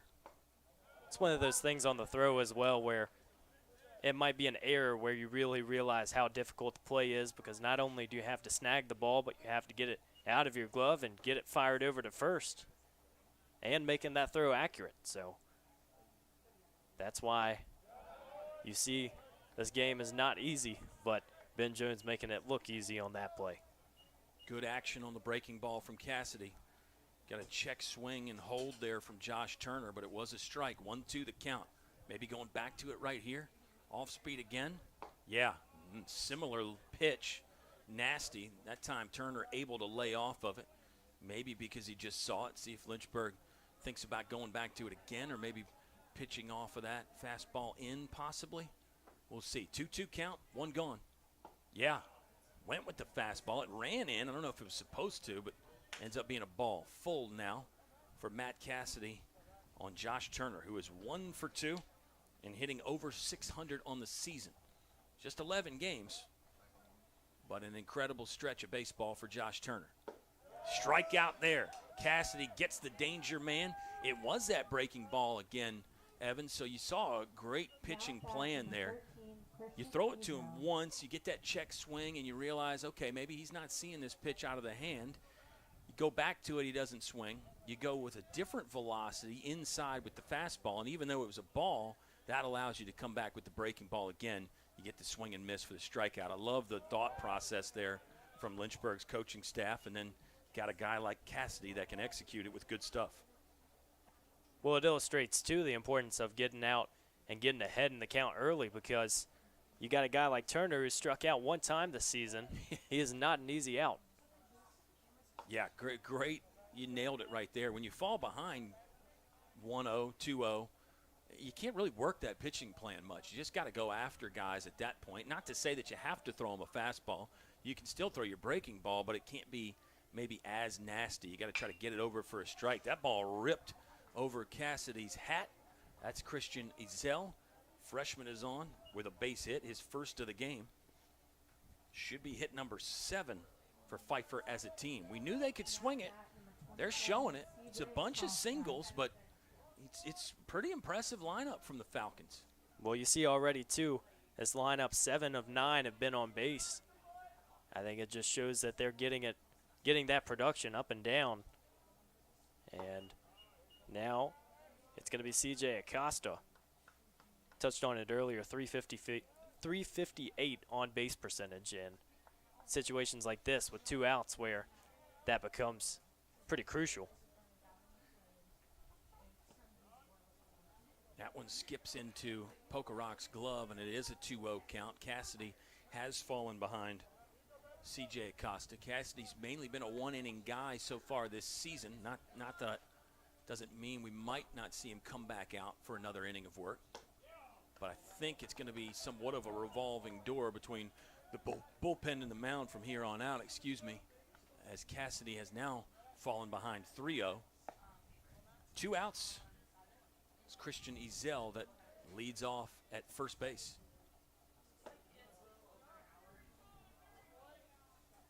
Ball 4 straight there. C.J. Acosta will take the free pass. As the freshman Matt Cassidy got the first 2 outs pretty quick. Looked razor sharp. But now he's got 2 on and 1 in scoring position in the top of the 5th. If you're Alec Bell here about to step into the box, you got 2 on. You're up 2 early in this ball game. We know how capable the Hornets are of putting stuff on the scoreboard, so you'd love to add on to that tally. Yeah, Pfeiffer, got to believe they're starting to feel it and talk about it a little bit in their dugout. I said that they would know that Lynchburg is undefeated at home. I say that. Maybe I'm assuming that they would know, Evan. Maybe they wouldn't know. Maybe if you're a player for Pfeiffer, you don't really care about that in a midweek non-conference game. Maybe you haven't looked at that stat. And if you're Coach Craig Bolton, maybe you didn't mention that. I don't know. Maybe you do. I'm asking you now, if you're their coach, are you saying that going into the game or not? Well, I think it's one of those things, how stat heavy are you, but you got to trust your guys, and going against the top 10 team in the nation, I don't think that you really have to reiterate that they're 14-0 at home. Yeah, that's a good point. I mean, yeah, it doesn't change anything you do game plan-wise. You don't go in there as a hitter and get away from what you've been doing all season long, but maybe you're a little bit more focused and switched on, and hopefully you have it right from the first inning. Pfeiffer did score 1 in the first inning, so that would match up with that thought. There's a swing and miss. Cassidy induces. It's Alec Bell, grad student, hitting on Matt Cassidy, the freshman, from just down the street here, Heritage High School in Lynchburg. Big pitch coming right here. Lynchburg down 2, trying to stay within striking distance of the Falcons. Got him, swing and a miss. Looked like he went to the breaking ball again, and it was a good one. So Pfeiffer gets 1 on. They get 2 on off 1 base hit, 1 walk, leave 2 stranded, no Lynchburg errors. And we're heading to the bottom of the 5th inning on the Lynchburg Hornets Sports Network.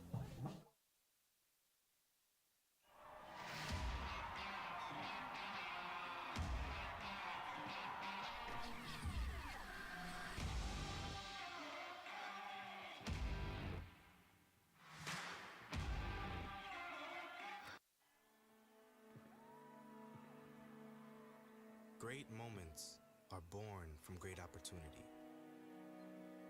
That's what you have here tonight.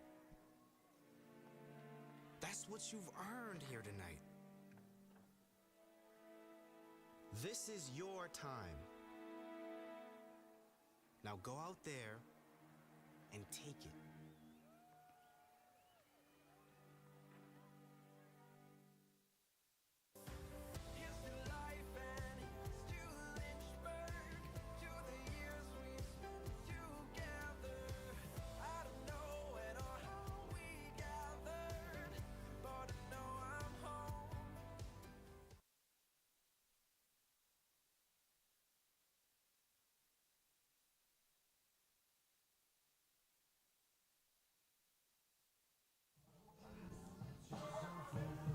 Lynchburg trailing 3-1.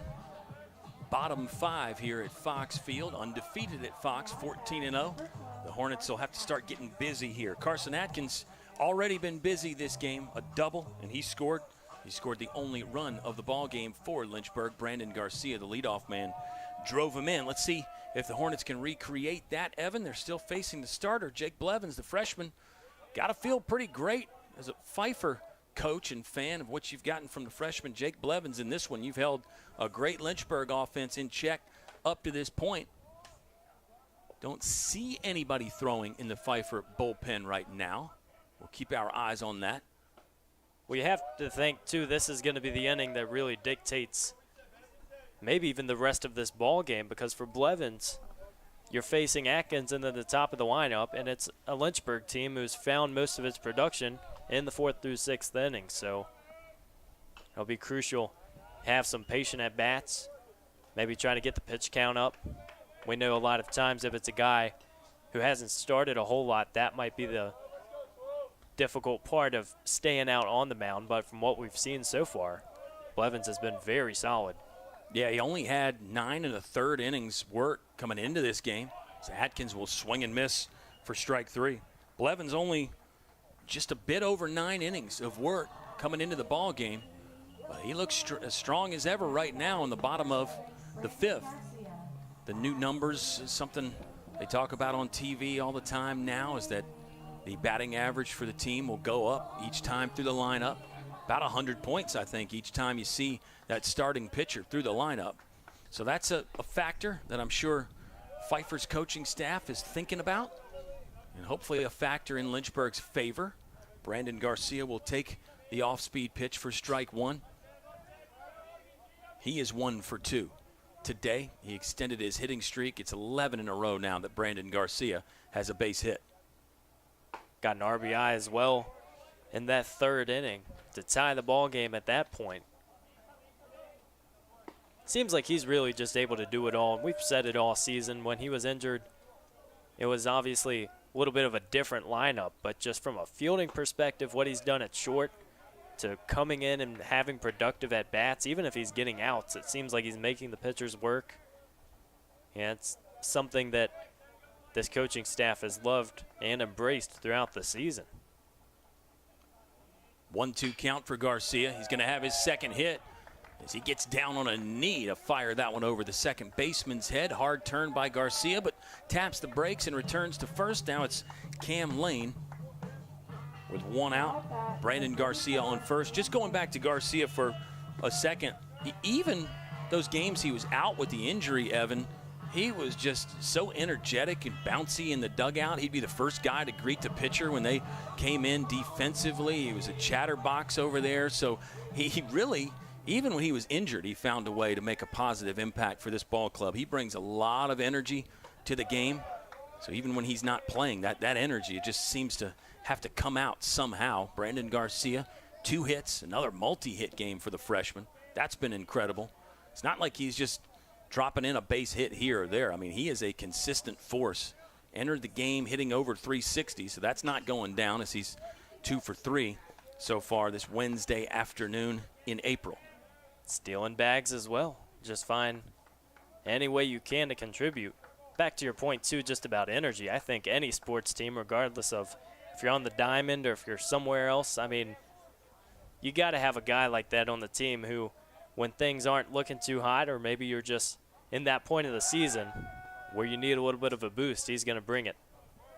They're so contagious, too, with that. They seem to energize everybody around them, those guys like that, when they show up to the ballpark. And then they produce on the diamond as well, and you get even more excited about that. Cam Lane got it, smacked by the shortstop. Perfectly executed hit and run, Evan, because I think if the shortstop is playing his normal position, he might have a chance to catch that ball. But just enough motion from the shortstop as he went over to cover the steal allows that line drive to get through the infield. Base hit from Cam Lane, and now it's runners at the corners for one of the all-time best, the All-American Avery Neves. A lot of times, too, you see an infielder catch that. It's normally being pulled in third to first, and so for the shortstop just to be a little bit over, Garcia didn't have to hesitate at second, and he gets runners on the corners for the All-American Avery Neves. Speaking of energy, the Lynchburg dugout has come alive. More volume from their players. First pitch to Neves is a ball outside. Looked like that sweeping breaking ball from Jake Blevins that he's used with great effectiveness today. But Neves saw that one all the way and let it go. 1-0 the count. Middle is double play depth. Third baseman even with the bag. Brandon Garcia leading off at third for Lynchburg. That's ball 2. Cam Lane now 1 for 3, but it was a big one to set up runners at the corners, and Avery Neves with just 1 out. Blevins holds at the chest. Neves swings, got under that. It's foul on the right side. Right fielder still running after it, but well out of play. 2-1 count now with 1 gone.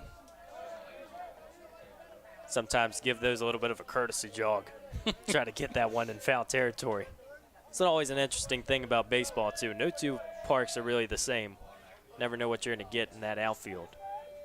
Looks like Pfeiffer's going to try to get this one in on Neves. Moves the hips out of the way. It is ball 3. 3-1. Wind looks like it's blowing out to right center now. Evan, flag is about as stiff as I've seen it today. Wind wasn't really much of a factor, but that flag is billowing at the moment. See if Neves can get one airborne. Breaking ball, strike. Now the count is full with 1 out. Runners at the corners. Be interesting to see what Blevins goes with here. Got Pokerock on deck. 0 for 2 today, but bases loaded with 1 out. You can certainly make something happen. Neves pulls that one through the hole on the left side. Cam Lane was running on the play. He'll keep running. Head first dive into third. And the ball kicks away. I think Lane had beaten that one anyway.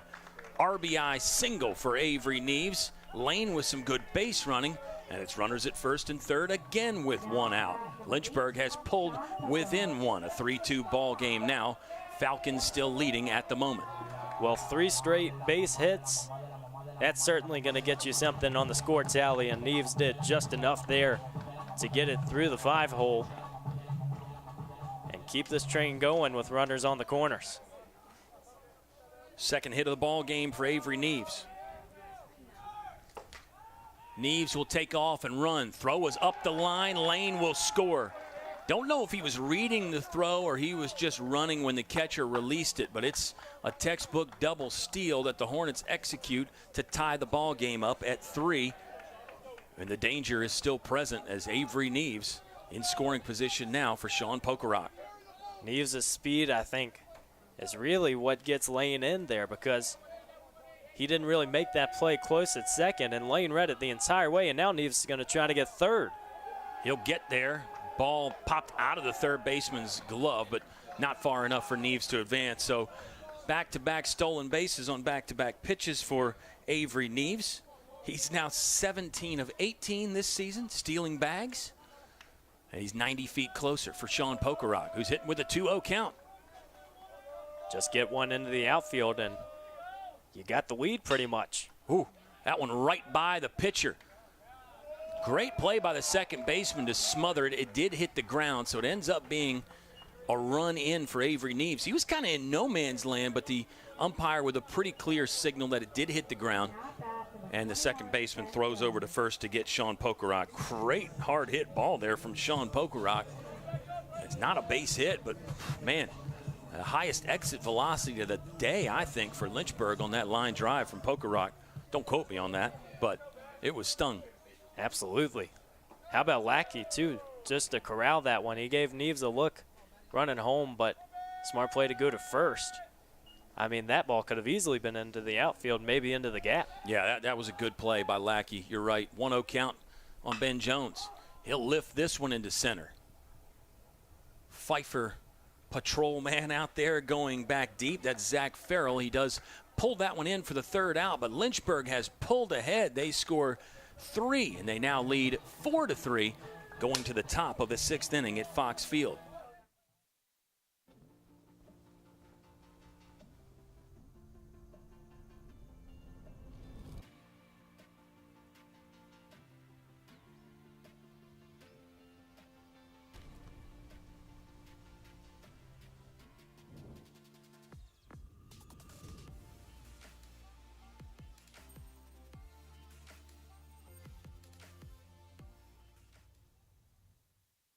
Every great college has a great city. For Lynchburg, we are near urban areas with lots of restaurants, shopping, and events. Plus, we are one of the top schools in the area. Come see for yourself.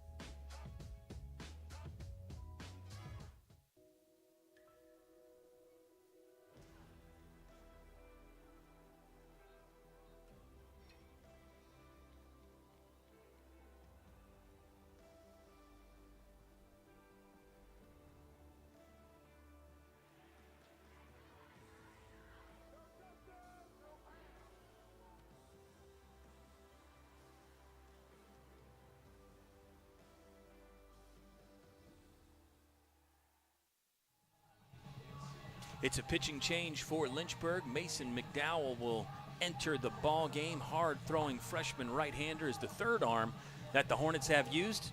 And the Hornets used 3 singles, a ground out to the second baseman, and they pull ahead in the bottom of the 5th.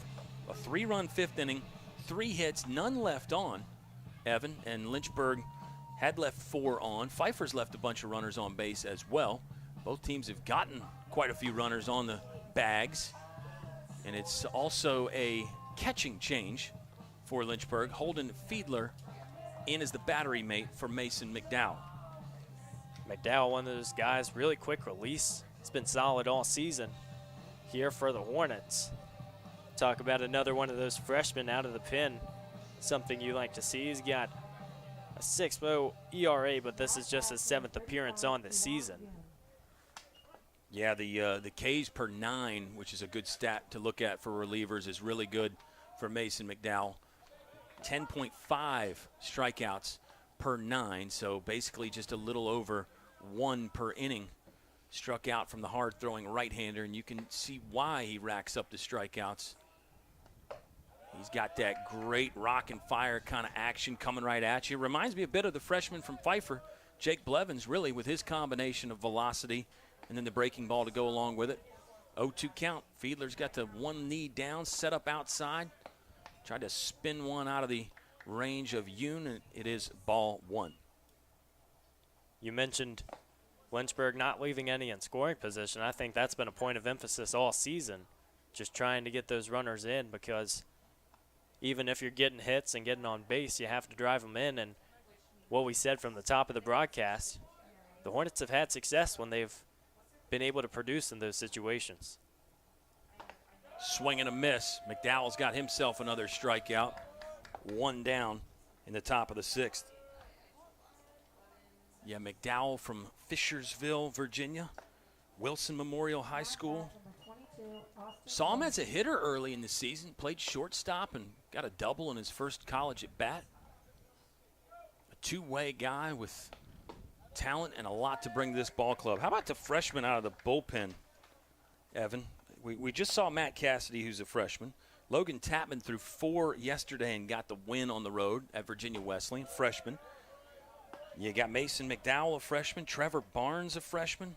It's a youth movement coming out of that pen over there. And then they've got some experienced guys they can go to as well. It really is a nice combination that Lynchburg has going right now as far as the pitching staff goes.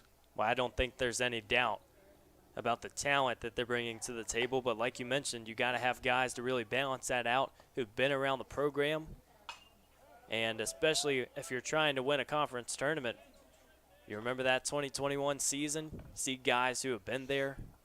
That's going to be very important as the season comes to a close. But still lots of baseball to be played, as we mentioned earlier. I'm looking forward to this finish to the season. It's 23-4 right now for Lynchburg. 40 games season, so what is that, 2/3 of the way through, I guess? I don't know. The math's not exact on that. I was Close told enough. there wouldn't be any math, but now I might actually get my phone out and see what it is. Full count. Oh, McDowell just missed. Pitcher's pitch right there. But it is a ball. It is walk. It is a walk, excuse me. And Austin Wood, the freshman, is 2 for 2. A little late getting in the batter's box here, but he's striding along with one out. Oh, it's Corey Lackey up. I'm sorry. Wood did walk there, though. Just a little bit behind on the paperwork, and Mason McDowell will have to pitch with a runner on first base. Lackey had that nice defensive play. The bottom half of the fifth. See what he can do at the plate, but one of those guys that lead off too. You just love to have somebody who is present in all aspects of the game. Lackey, one of the few Falcons that has not gotten on base today, and that will have to wait another at bat at least as Brandon Garcia hauls in the pop-up behind second base. There's 2 down for Zach Farrell. He's got a double and a walk. He popped up to the shortstop to end inning number 4. Visit from Associate Head Coach Travis Beasley. This might be a pitching change to get a left-hander in there to face Farrell. Yeah, you're seeing guys from the dugout come out to greet Mason McDowell. So his afternoon is done after 2/3 innings. Impressive stuff from Mason McDowell, and we'll get a look at our new arm here in just a moment. We'll pause for a breather. Lynchburg leading 4-3, 2 outs in the top of the 6th on the Lynchburg Hornets Sports Network.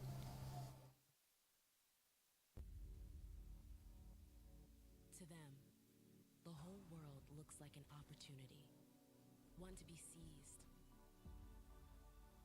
built upon, and made better for their sport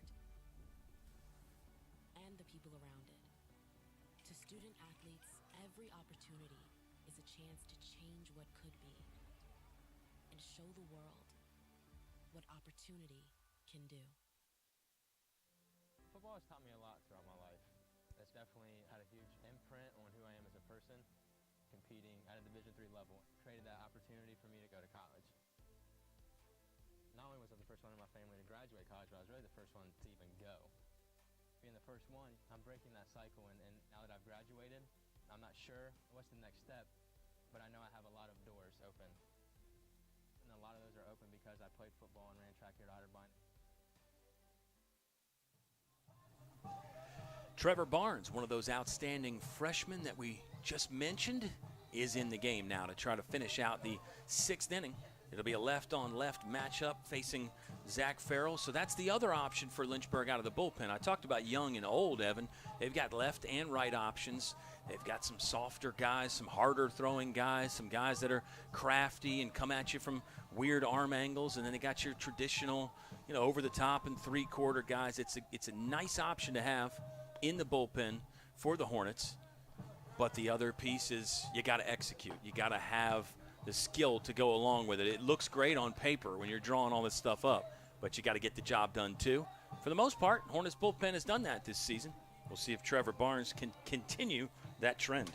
Absolutely, and you talked about matchups. I mean, you just saw in yesterday's game of Virginia Wesleyan, in the bottom of the ninth, Angel Collazo goes out there, strikes out one batter, and Travis Beasley's walking out to the mound, and it's not anything to discredit Collazo, because he had obviously did what he needed to do. But you talk about righty and lefty matchups. That's something that if you're Lynchburg, you really enjoy looking into a little bit. Yeah, it's great to be able to play that chess match game as a coach. Barnes has missed a couple times here. Count is 2-0 with 2 away. On Pfeiffer in the top of the sixth, there is a runner on first. That is Austin Wood. He's having a good day, 2 for 2 with a walk. Barnes attacking Farrell there with a fastball at the knees. Runs the count to 2-1.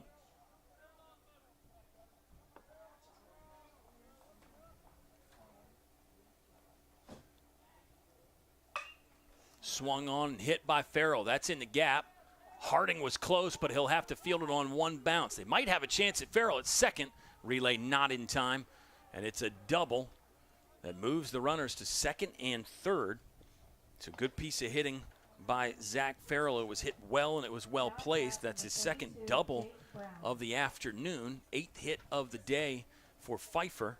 And Jake Brown, who is 0 for 2, a senior, will get to face another new arm. It was just one batter for Trevor Barnes trying to get the lefty out. We'll get a right-hander coming on. We just took a little breather, Evan, so let's keep it right here. This is the chess match that we were just talking about, right on left, or right on right, left on left, any of the options that you want. Barnes falls behind there and then gives up the double. It's tough for a pitcher. You're really under the microscope there with only one hitter, but it's just kind of the deal when you're coming out of the bullpen like that. You may only get one guy, as you talked about with Angel Collazo. We now get to see Travis Shoemate, who is one of those veterans coming out of the bullpen, injured for part of this season, but he's back in the mix now. Travis Shoemate on to try to keep the Lynchburg lead. Hornets on top right now, 4-3. It's one of those situations, too. I really think that Austin Wood had a great read on that, because dropping into that part of the outfield, not necessarily getting back to the wall, you really have to be alert. And even though Harding speedily got over there, just not enough. This is a bullpen that, as you said, it's just the business of baseball. I think to be ready at all times, know that it can be a 9-inning outing, it could be a one-batter outing. This is just appearance number 5 of the season for Travis Shoemate, but pitched 18 times last year, Evan. So he's a guy, a senior, that they were thinking very highly of and relying on a lot this season, but those injuries have slowed him down a bit. It's great to see Travis Shoemate getting a bit more work. This will be the 3rd time in the month of April that he has pitched, so they're starting to ramp him up a little bit, and he's got great stuff. He's got a fastball that has a lot of run, a curveball to come back with it, has that classic 12-6 vertical drop. He's got a little bit of a different kind of a funky, we'll say, arm action that I think can deceive hitters a little bit. He'll have to face Jake Brown, senior first baseman for Pfeiffer, who will hit with runners on second and third. I don't know if you've seen Shoemate yet this year or not. I'm trying to look at the game log and see if he pitched any when you were here. Last outing was against Ferrum in Game 2 this weekend of the doubleheader.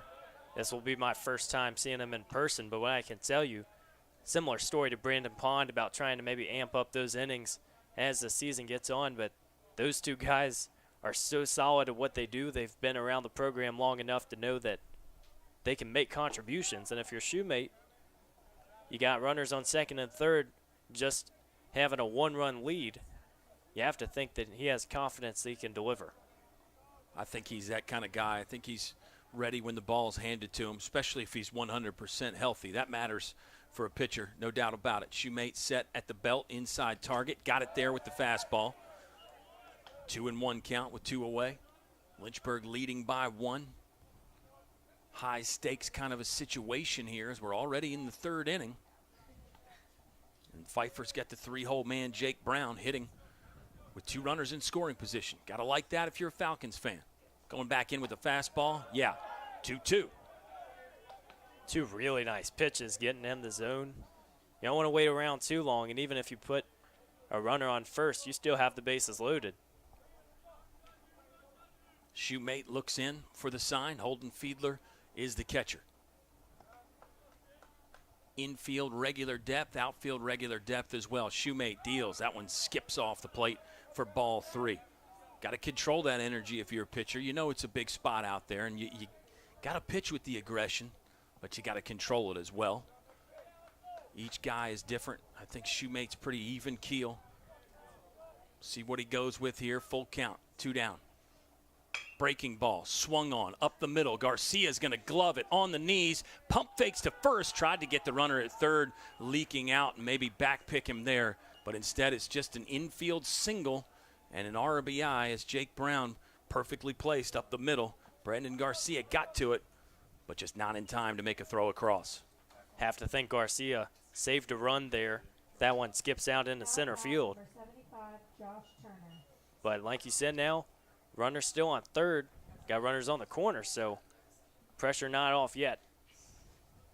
Good note there on Garcia. If that ball gets in the outfield, it probably is 2 runs. So you see the value there. I know Garcia wanted to get the out for sure, but still a nice play to get the glove on it, keep it in the infield. Even if you dive and deflect that ball, the runner might be able to score. So to field it cleanly and come up like he did gives you a chance to save a run. Dangerous hitter, Josh Turner. He's only 1 for 3 in this game. Probably the first time in his 11-game stretch this season he's been able to say he's only had 1 hit. Shoemate going after him. Line drive. Ryan Long has it. So the game is tied, but Lynchburg avoids further damage. We are through 5.5 at Fox Field. 4-4 ball game. Hornets coming up to hit again after a short break on the Lynchburg Hornets Sports Network.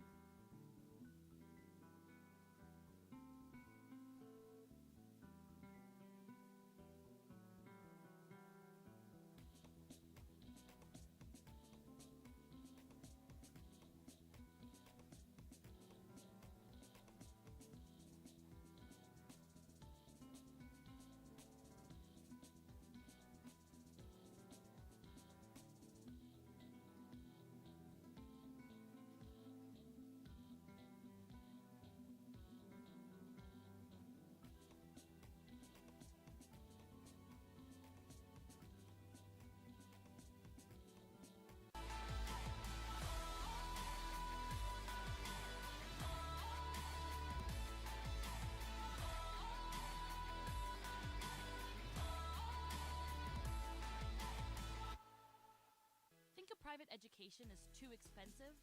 Think again. At the University of Lynchburg, you can get a personalized education for the cost of a state school. If you're commuting and you get our top scholarships, you could pay much less. And you get all that without the hassle of giant lecture halls. Our faculty know your name here and do more than just teach. You might even do research together and plan out your next career moves.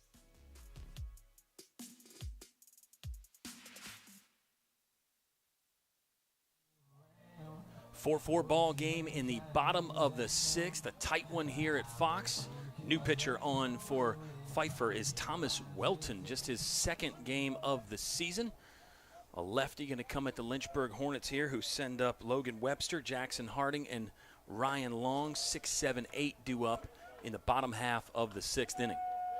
And partner, we saw a pretty busy bottom of the 5th. I think the Hornets would love to do it in the 6th again. see a lineup continuing to produce. We've mentioned what Harding's been able to do, 2 for 2 today on deck. So if Webster can get on base, they have a chance to make some things happen. Love watching Jackson Harding play. Love watching Logan Webster play as well.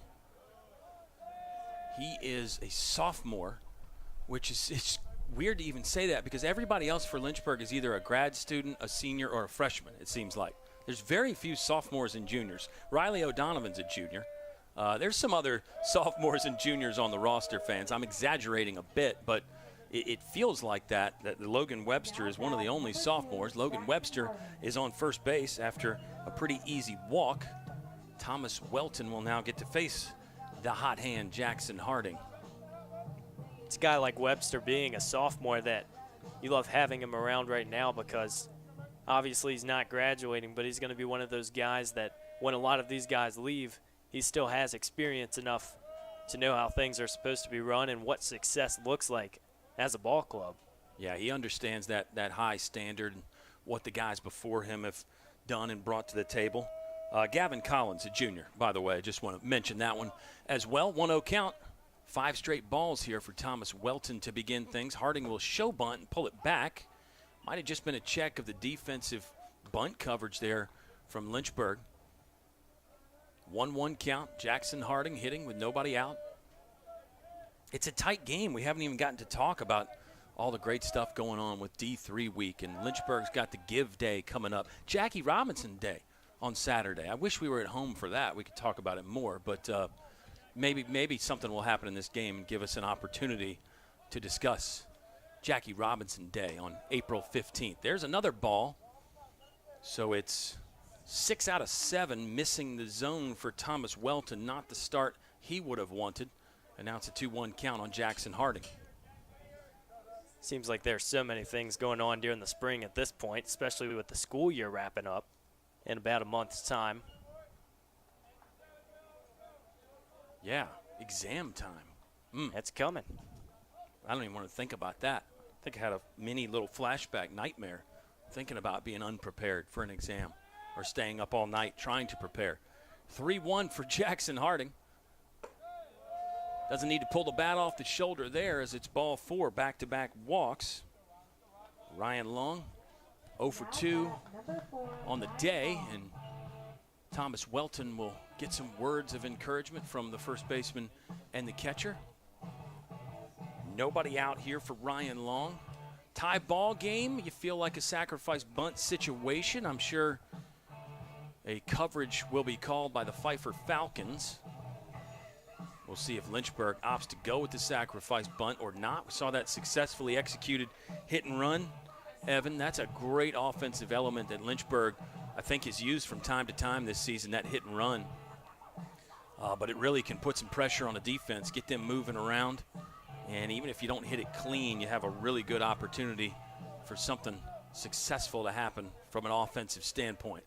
Well, even with the bunt, too, we saw Hyatt do it against CNU, just being able to lay one down for a base hit.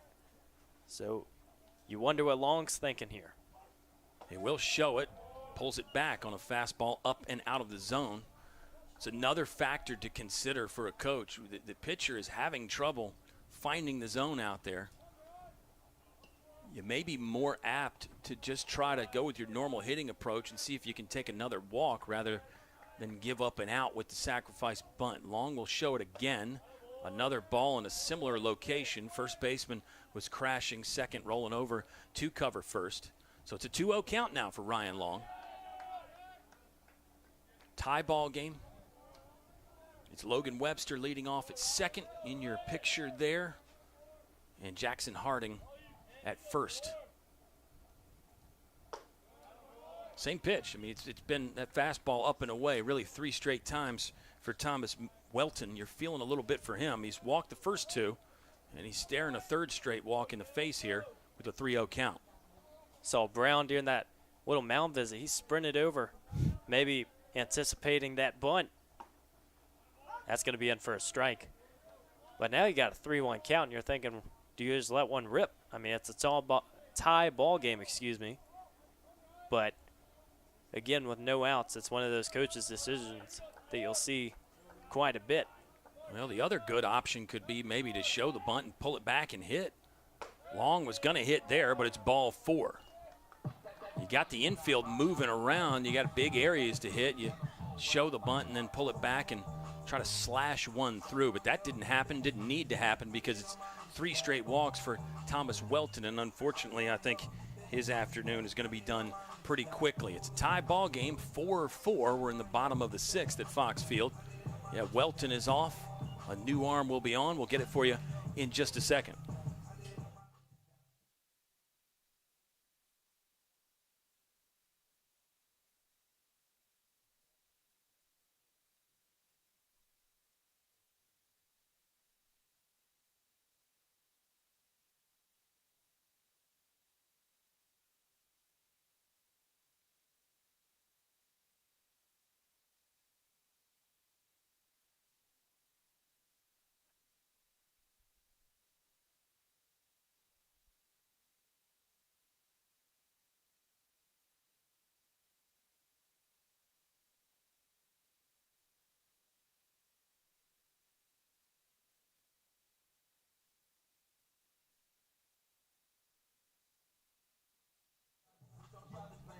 Number 24, Chris Loretto, has taken the mound.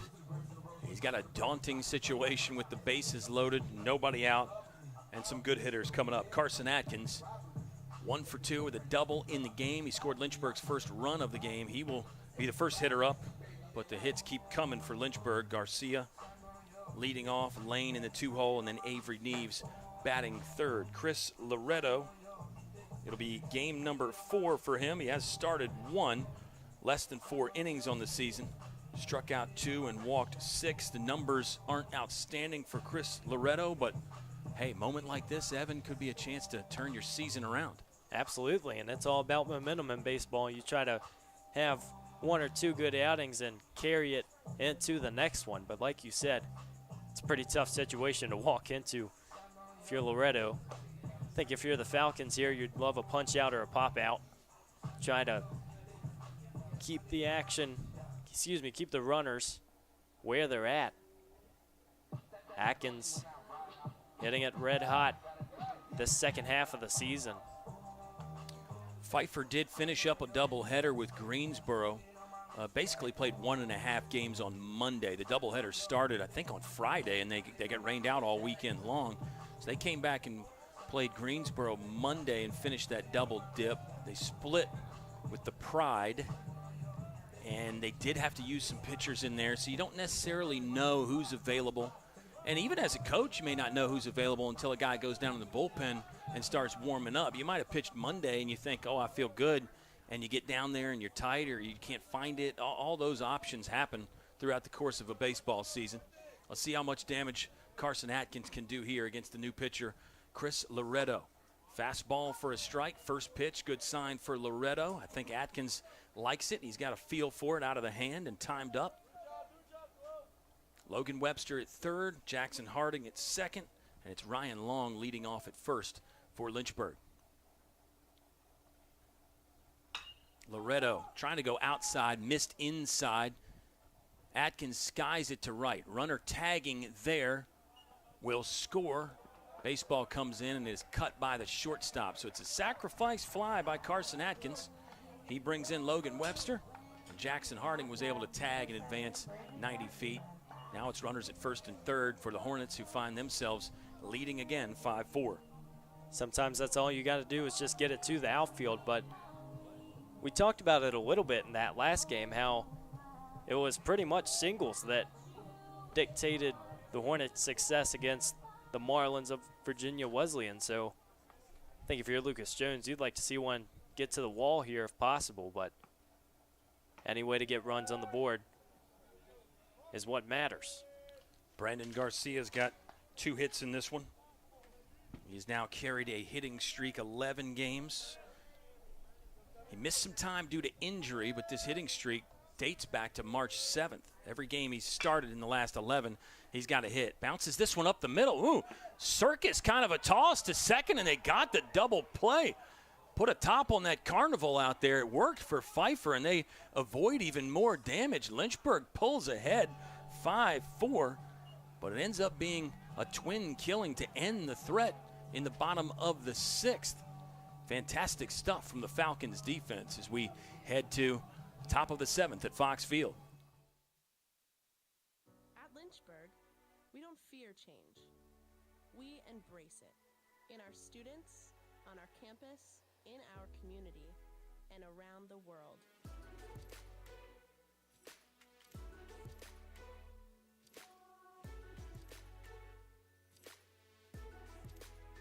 We're building on our legacy of always moving forward. It's the same place with a new name. Welcome to the University of Lynchburg.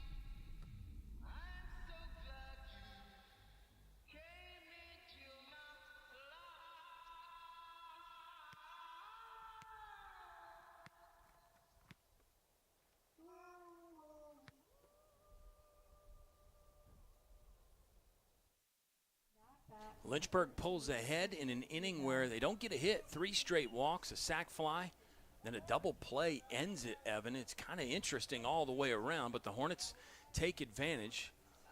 They are opportunistic. They can score in many different ways. They showed it last inning.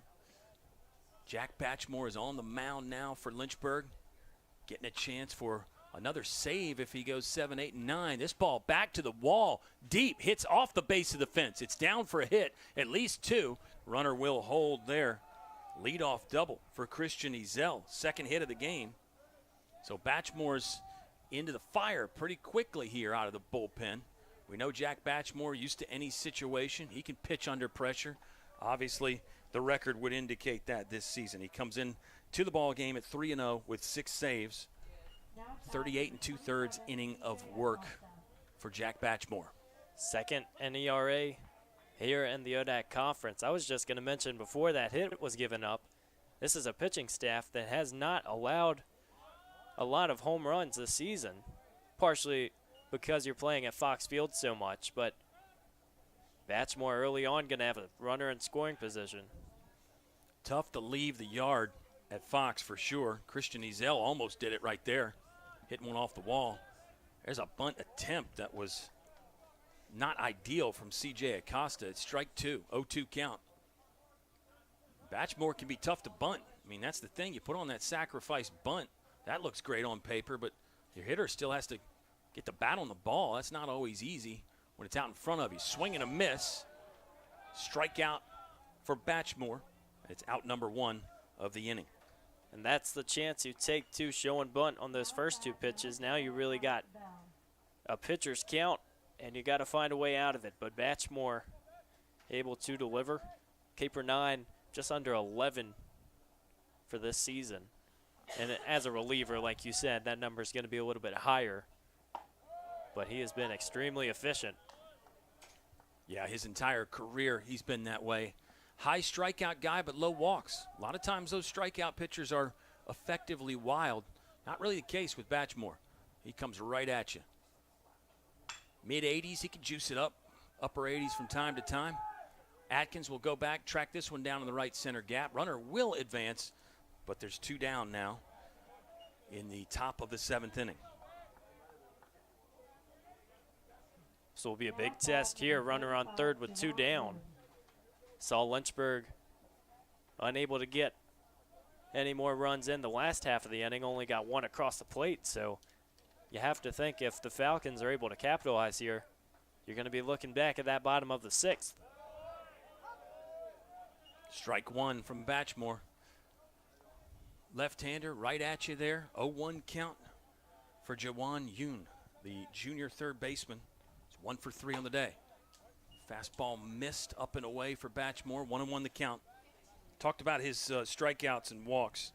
Check out this number, Evan. It's pretty unbelievable here. In his career, 161 Ks. Batchmore's only walked 31. Wow. So it's 161 to 31. And the math on that, as far as a K to walk ratio, is nuts. 2-1 count here, though. He will even it at 2-2. That's over 5 strikeouts to a walk. Yeah. You got to think. There are pitchers out there, like you said, if you're seeing that a lot of times, maybe you're having some wild stuff, but Batchmore has the velocity to do it, and there you go. Batchmore is going to get out of this one. And the the Falcons unable to put one up in the run tally. It's still 5-4 here on LHSN. Look what you're missing.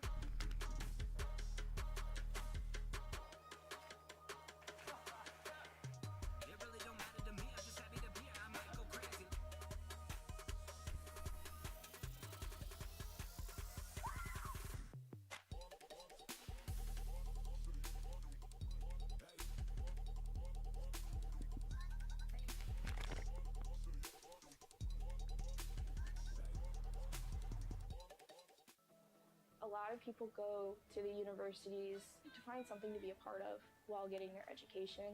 And when you come here, Lynchburg is that something, it becomes a family. It's what this school's really good at doing.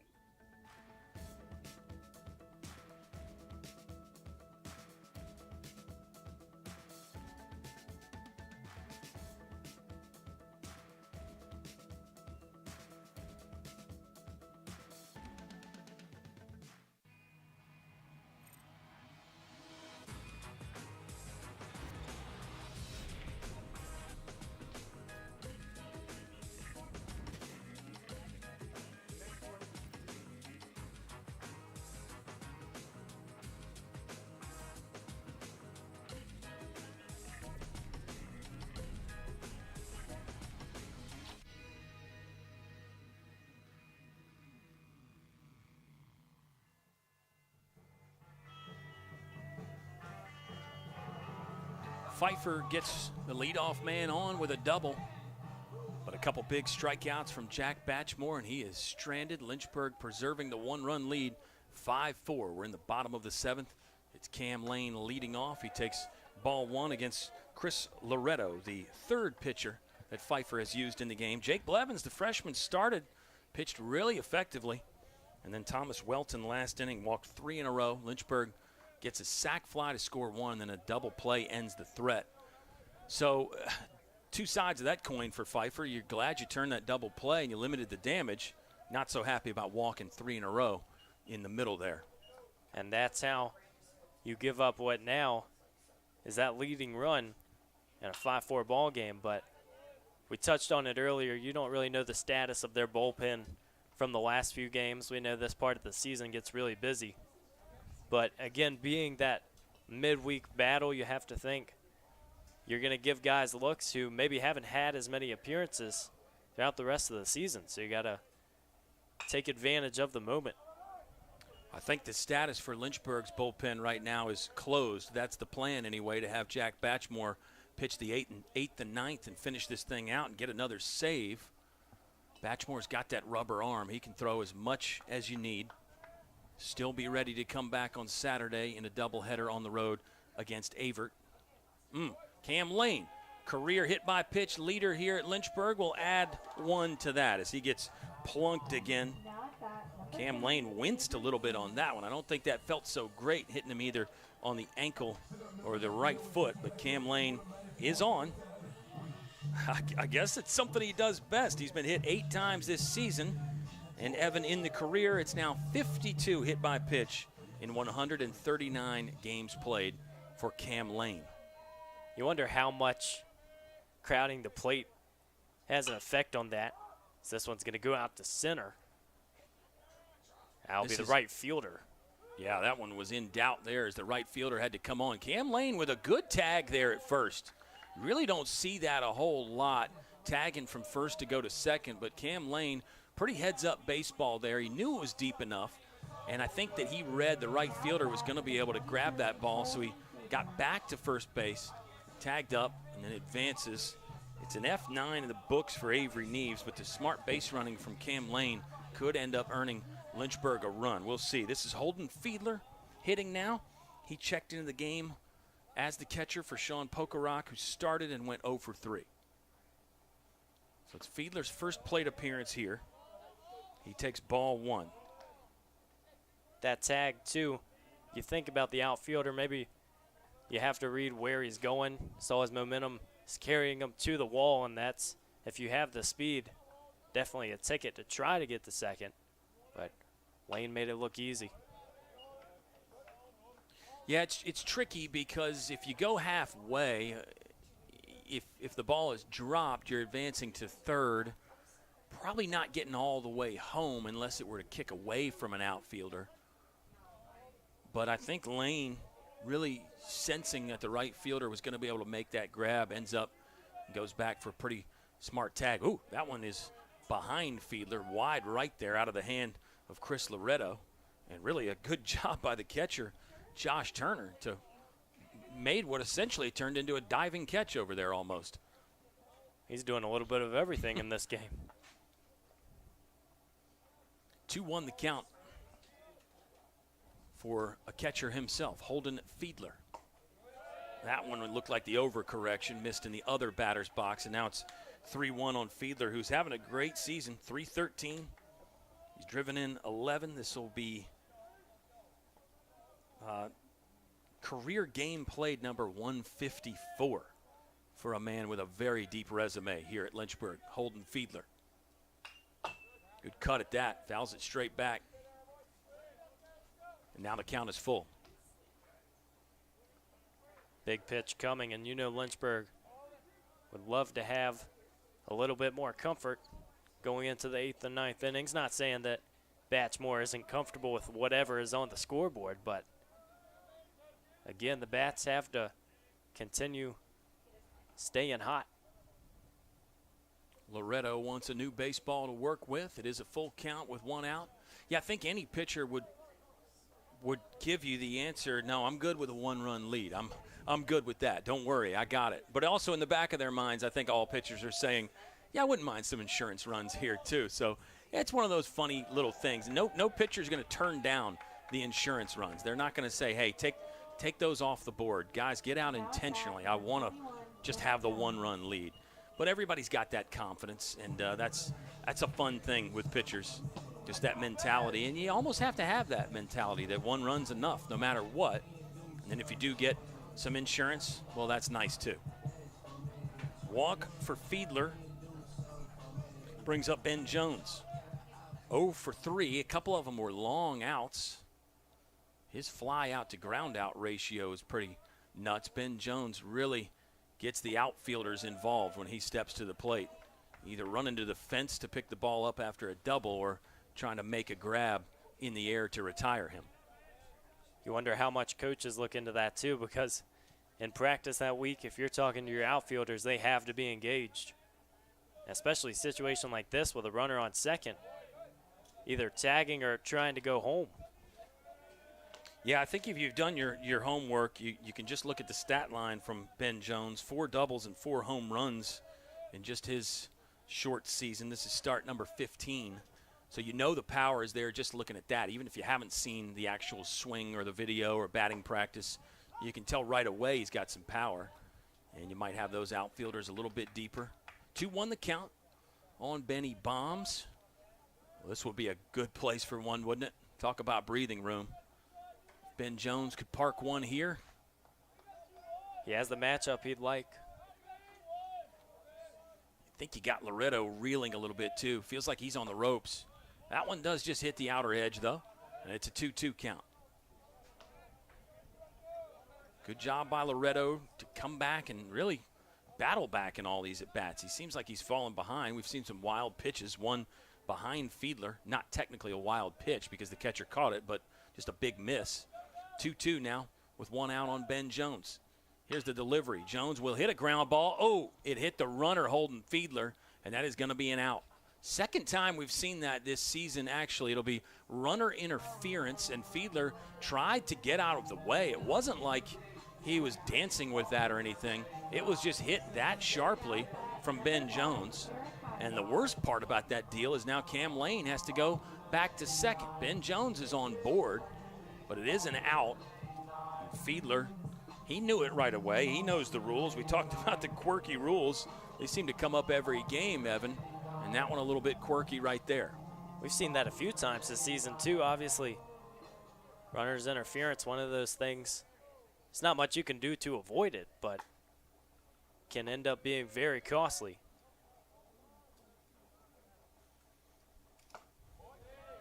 It's Logan Webster. Oh, excuse me. It's a pinch hitter. Eric Hyatt in the game. And Eric Hyatt will have a 1-0 count. It was Logan Webster's spot, but Eric Hyatt got in the game there as we were talking about the runner's interference. We were slightly distracted from the oddball play. Eric Hyatt will now have a 2-0 count as another one not close there from Chris Loretto. You touched on it early in the count. Loretto has gotten behind, seems like every batter, but he's done a nice job battling back. If you're Hyatt, maybe you want to swing at one here. Yeah, I think that one was more hittable, but not what Eric Hyatt wanted with a 2-0 count. So now it's 2-1. Loretto maybe sticking to the script here, battling back. Sometimes pitching coaches will call the first pitch off the plate, maybe try to throw a ball intentionally, get the batter to fish. So maybe Loretto is not as wild as we think. I don't think any coach wants it behind the hitter. That one ate up the third baseman. Runner coming around. Cam Lane. Could be a play at the plate. There is. Slides in. Safe. Cam Lane safe at home. Got the left hand in there under the tag. A ball that was hit sharply by Eric Hyatt ate up the third baseman. Left fielder came on quickly and made a really good strong throw. And this is Craig Bolton, the head coach for the Falcons, that is going to come over and recreate the play for the umpire. He obviously disagrees. It was bang, bang at the plate, Evan, but as it stands, it's run number 6 of the game for Lynchburg, and now it's a 2-run advantage. That's as close of a play as you're going to see. Cam Lane did a nice job rounding third. In situation 2, you don't know right off the bat if the third baseman's going to have it or not, but looks like coach wants to have a chat. Craig Bolton, his 3rd season as the Pfeiffer head coach, played ball as a pitcher there before coaching them. It looks like it's going to be a base hit for Eric Hyatt and an RBI base hit for Eric Hyatt. That's actually Lynchburg's first hit in a while. Got to go back to the 5th inning for their last base hit, Evan, and it's a big one.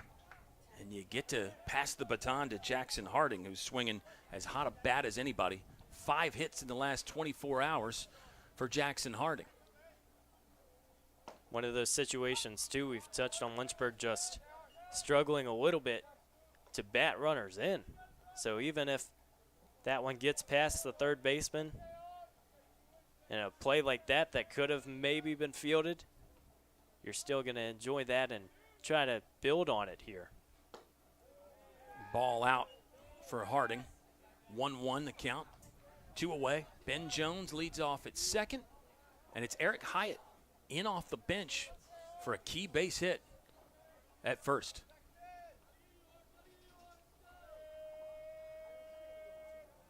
Here's the delivery to Harding. Swung and fouled that away. Harding is one of those guys, Evan, that has not been in the lineup every day but seems to produce when he's in there. One of those interchangeable pieces. And I just wonder if when tournament time rolls around, if you might see Jackson Harding in the lineup every game. I think if he continues to hit like this, you can't leave him out. But we'll see. He's already got 2 hits today, 3 yesterday. Takes that ball inside and low. 2-2 count. Yes, and it's 2s all again up there as number 2, Jackson Harding hits with a 2-2 count and 2 gone in the bottom of the 7th. We just need it to be the 2nd inning. That's all. Missing just 1. Still very good. We have 4 of a kind up there. Harding, good plate discipline to watch that one. That was close. That's knowing the zone right there. A lot of times when you're swinging a red-hot bat, you're hacking at anything close. Harding, really good eyeball to lay off of that. And, Kyle, that's one of those plays that you think about come tournament time, like you said, that sometimes separates one batter from the next. Action pitch here. Full count with 2 outs. Runners are on the move. Harding swings. This is a foul ball that will not stay in catching distance for the left fielder. Actually hit the Lynchburg batting cage, so we get to try it all again here in the bottom of the 7th. Lynchburg scored 1 in the 3rd, 3 in the 5th, 1 in the 6th, and 1 here in the 7th. And it should add up to a 6-4 lead. Runners on the go here, you got to think. If there's a hit into the gap, you have a chance to score 2. Harding's the kind of guy that can do it. He's got some power in there. Here's the pitch, and that one was an easy take for Jackson Harding with this zone that he is in. Ball 4. The bases are loaded. Ryan Long, the second baseman, will hit for Lynchburg in the bottom of the 7th, and he'll have to wait. It'll come after a conversation here at the mound. And perhaps another pitching change. Pfeiffer has only used 3. Say only. Lynchburg's used 6 arms, Evan, and that's really in college baseball somewhat normal in these midweek games. Conference games, weekend games, you're going to see guys go longer. But in the midweek non-conference games, I don't know what the average pitcher is per college team in a game, but I'd say it's over 5. Sometimes you'll see the 9. You'll see each guy get 1 inning. That's great if you can do that, because that means everybody was effective in their 1 inning of work. You didn't have to go take anybody out, you know what I mean? And it worked. And you think, too, Jorman is still technically a position player if you think about it. I mean, being his 3rd start, we know he has pitching background. We know he's capable of taking the ball. But for him to come in and do what he's done in his 3 starts so far this season, I think you have to be optimistic that later in these midweek games throughout the season, he's still going to be on the mound. Yeah, I think we're going to see Josh Jorman again. I know he wanted a little bit more from his start, but he didn't pitch bad by any means. And I think he's going to continue working on it and improving. And Josh Jorman's bat is red hot, too. I might add, fans, Josh Jorman is now the Lynchburg average leader at 385. Brandon Garcia entered the game at 361. Garcia's got a couple hits today, so his will go up a little bit. Here we go. Bases loaded for Ryan Long after a mound visit. He's hacking on the first pitch, and he fouls it into the Hornet dugout. You have to think he liked what he saw, and coming out of a mound visit, you never really know what to expect from that first pitch, but Long so far today, he's got a walk. Going to try to get in the hit tally. Looks like Falcons want to come in on Ryan Long. There's the pitch. Missed, low and away. 1-1 count. 2 down in the bottom of the 7th. Hornets trying to break things open. They lead by 2. 6-4 advantage. Jack Batchmore getting a little bit of an extended break in the dugout. We assume he will be coming back out for the 8th inning. Bases loaded for Ryan Long. There's another ball. 2-1 for Chris Loretto. Now, he falls into that effectively wild category, I think, Evan. He hasn't given up major damage, but he's about 1-to-1 on the ball-to-strike ratio, it feels like.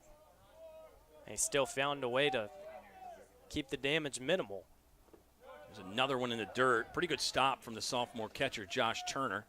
Bases are loaded for Lynchburg. And now a real good opportunity to go all in on one for Ryan Long. Got the pitcher on the ropes here. Bases loaded, 2 outs. I think if Ryan Long gets one he likes, he's going to turn it loose. Here it is. He did. Hit it hard through the hole. 1 run is in. Runner coming around third. No play at home. This time, Ryan Long slaps the single through, drives in 2, and now the Hornets have broken the game open. A 4-run advantage for Lynchburg. You can count on one hand the times that you're going to get a 3-1 count with the bases loaded, and Long just delivered. He didn't really wait on that one as he pulls it into left. And again, it's a hit to drive in some RBIs, and while that sounds simple enough, that's something that the Hornets are going to take. Yeah, huge knock right there for Ryan Long. And you get this man up with 2 on, 1 in scoring position, Carson Atkins. A great benefit here. Atkins has a double in the game. That was in his first at bat, so he hasn't had a hit in a while. He'd like to change that. Did have a sac fly in there. 1-0 count. Now it's 2-0 as Loretto's fallen behind again.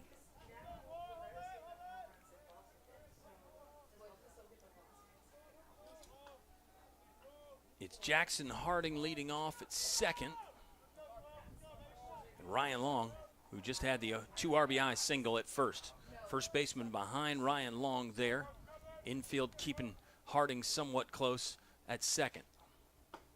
Another ball, nowhere close. Carson Atkins takes 3-0 the count. Green light here, I think, for Carson Atkins. The season he's had, I think he's earned the opportunity to swing 3-0 if he wants it. Don't know if Coach Lucas Jones gave it to him or not. That was my armchair coaching moment right there, Evan. I'm giving Atkins a green light. Didn't matter. Here's another one that even with the green light, you're not swinging at that pitch. It wasn't even close, and it's ball 4. Bases loaded again for Lynchburg, and unfortunately for Pfeiffer, I just think they're going to make a move. Yeah, they are going to make a move. So we get a shot at Carson Atkins trotting down to first. We'll identify the new arm coming in here and bring it back. It's bases loaded, 2 gone for Lynchburg in the bottom of the 7th. They lead 8-4. My name is Sarah Watts, and I'm a computer science major. I chose to play softball at the University of Lynchburg because I came to friendlies and camps, and the team and the coaches were so welcoming, and after that, I knew this was the place for me. The University of Lynchburg has helped me achieve goals because through my classes, I do group projects, and I think that will prepare me for my job when I need to work with people. The person that has the most influence in my life would be my parents, because throughout my softball career, they have done nothing but support me. And when I have bad games, they always pick me up. And they're always the people that I go to for anything because they just know that they're always there for me. I like playing softball at the University of Lynchburg because the girls and the team, they're all super fun to be around, and they always welcome you, and they're always there if you need anything, and if you ever have any questions, they're the people that can answer them for you.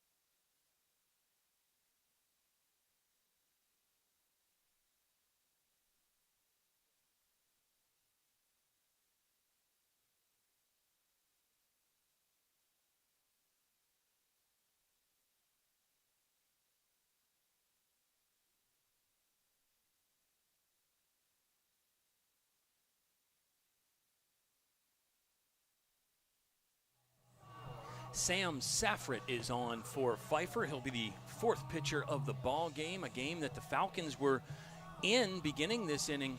Evan, it was just a 1-run lead for Lynchburg, but the Hornets have tacked on 3 in the 7th, something that Lynchburg has done a lot this season. They have some big innings in the middle and late innings, and it's a big reason for their success. Lynchburg has won 3 in a row. They've won 10 of their last 11. Hornets have won 15 of the last 17. Ball game not done yet, but they've put themselves in great position to get another victory here. It would be number 24 on the season, and it's Brandon Garcia hitting again. He's already got 2 singles in the contest. And the Hornets are going to have to do it against Sam Safford out of the bullpen. 2.45 ERAs. Pitched 14 2/3, so a few more innings than the last few relievers. He's coming into a tough spot here in the bottom of the 7th. Yeah, you and I were just running the numbers. Safford's actually got some of the better pitching numbers out of the bullpen for Pfeiffer this season. So he should be a good option, and looking to cool down a Hornets bottom of the 7th rally. They've already added 3. Garcia looked like he wanted that one but laid off, and now it's a 1-1 count. I think that's why they've been so successful, as Garcia will round out the lineup, the 9th hitter of the inning. But the plate discipline, we come back to it so much, but just being patient in the box, I think that's really allowed them to get into batters' counts. Yeah, that's been huge for Lynchburg, understanding the strike zone, knowing what you can do with a pitch, understanding those counts too. A pitch you might go after with 2 strikes, but obviously you're not going to swing out with less than 2 strikes, and maybe even further than that when you got those 1-0 and 2-0 and 2-1 counts. Garcia has one here, and he took the breaking ball. Big steep bender from Safford. That was a good pitch. That's one to watch out for. Should be a 2-2 count, I think, with 2 down. Bases loaded for Brandon Garcia. Obviously can't let one get past the pitcher here, but 2-2 count. Get to open up your arsenal a little bit. Safford holds, delivers. There was that breaking ball again. Garcia saw it, watched it go out of the zone. Full count, bases loaded, 2 outs. Runners will get the head start again. Big pitch coming from Safford. Garcia, already 2 hits in the game. This is his 7th multi-hit game of the season. He's actually got 3 3-hit games. And he could add a 4th to the tally here. The pitch, Garcia swings on it, got under it. Center fielder is on to make the grab. Zach Farrell there to end the inning, but it was a good one for Lynchburg. They get 3 runs. They did it on just 2 base hits, but there were 3 walks in there, a hit batter as well. Lynchburg does strand 3, but they up the ante, and the advantage is now 8-4 as we move to the 8th inning here at Fox Field.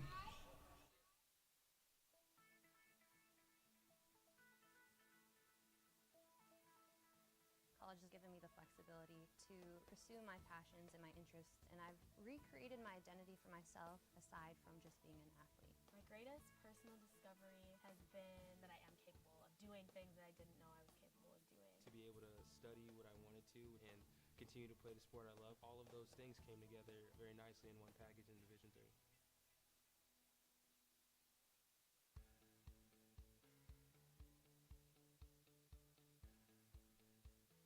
Being a part of the different activities and organizations that I've been a part of, I'm actually able to see myself where I'm like, hey, I actually can make a change. I'm one person that can make a difference. Division III has helped me to develop teamwork skills. A couple defensive adjustments for Lynchburg. Not a substitution. Eric Hyatt was in the game. He actually had that base hit in that bottom of the 7th inning. But Hyatt moves over to first, and Avery Neves will go back to left field. And Jack Batchmore still on. This will be the 2nd inning of work for Jack Batchmore. Gave up the leadoff double, struck a guy out, got a fly out to center, and then another K to end the inning. And it was a long break for Batchmore, Evan. I think each guy's different. Some guys will be up moving around, and even in a long inning like that, they'll go grab the ball and throw a little bit. But everybody's different. I think Batchmore just fine hanging out there, waiting for his turn to get his paws on it again here. And he's got a 1-2 count on Austin Wood. Works quickly and efficiently. And there you go. Throw down to first for out number 1. Doesn't seem like you can really get your words in, and Batchmore's got another K.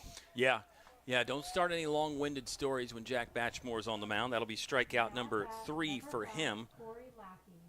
Lynchburg pitchers have struck out 10 as a unit. That's over their average. They came into the game averaging 8.92 Ks per 9 as a team, which is an outstanding number. But they're over that here as Pfeiffer has struck out 10 times. Batchmore, 1-0 count. Yeah, he works quick. I mean, he is that guy. He is all business. He's not easily rattled. He's got great stuff. He's got everything that you want as a pitcher mentally and physically. I mean, and look at the athleticism to come off the mound and catch the ball back from Holden Fiedler. I think one that Fiedler either slipped or might have hit the umpire as he was actually throwing it out there to the mound. With Batchmore, too, we've talked about the experience that he has getting to come out, but it just seems like you can turn to him any point of the game, and I think that's something that is extremely valuable. Ball 4 puts Corey Lackey on. Batchmore not happy with himself. You can see a nod of the head. And it'll be Zach Farrell, the center fielder who's made some good plays. He has a double, 2 doubles actually, Zach Farrell fans. He's got 2 doubles and a walk, so 2 for 3. He'll face Jack Batchmore. Yeah, any situation, any inning, Batchmore is available, and he's actually a guy in his career has started multiple NCAA regional games. He's done a little bit of everything. I think that could still potentially be in the cards to start a game this season, but right now the game plan is to have Batchmore come out of the bullpen. He'll have to get over and cover this one. Barehanded the flip from Eric Hyatt, but Lynchburg does get the out at first base. It was a close one, and it's out number 2 of the inning. I don't think fans sometimes understand how difficult that play can be, because not only does the pitcher have to get over, your momentum might not be taking you directly to first, so you have to make the run, but to get that foot down without having a lot of time to look at the bag, it's a nice play there. Yeah, tougher for the left-hander as he's fallen the opposite direction of first base, but it is one that teams practice so much. We've hit on it a bunch this season. But it's a good play, and when you can execute it, I mean, you have to execute it. The good teams execute that. The good teams get that out. In Little League or in JV baseball in high school, that's a tough one to get. But the good teams at this level, they make that play, maybe not 100% of the time, but pretty close to it. And Batchmore with a good job to hustle over there. Good soft feed from Eric Hyatt. Back to the present. It's an 0-2 count as Batchmore is trying to carve up Jake Brown here for the final out of the inning. See how nasty Batch gets on this one. 0-2 count. All the options in play here for Lynchburg, pitch calling wise. Batch gets the signals. Late setup here. Now low target from Holden Fiedler. The pitch got him, and the bat came out of the hands on the swing and miss from Jake Brown. Not only a strikeout, but Jack Batchmore is de-batting people out here. We'll go to the bottom of the 8th inning. Lynchburg leads by 4 at Fox.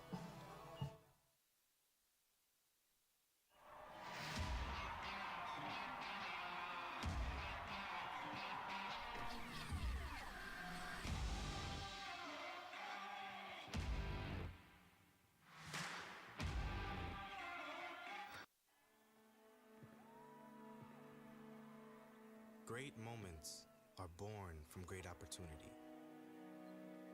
That's what you have here tonight. That's what you've earned here tonight. This is your time. Now go out there and take it.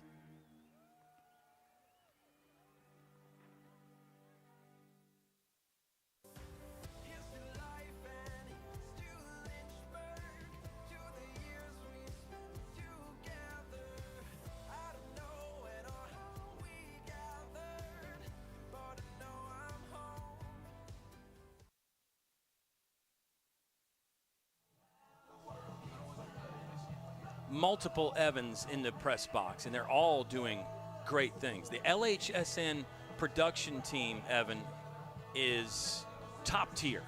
I love the things that we're doing. I watch all the games, all the other sports when I'm not on. I'm a big lacrosse guy now because of LHSN and the Lynchburg Hornets teams, obviously. Lots of high schools, including mine, coming from Lord Botetourt, we didn't have a lacrosse program, and so you see, obviously, there are athletes that are coming out and playing every day, but there are also people who are covering it that are extremely capable of describing the action to. Oh, we get to listen to greats like Sam Graham. Yeah, I'm already calling him a modern great. And Andrew on all the other sports, it's like Andrew, I think, is the best golfer turned broadcaster since Jim Nance. I'd have to agree.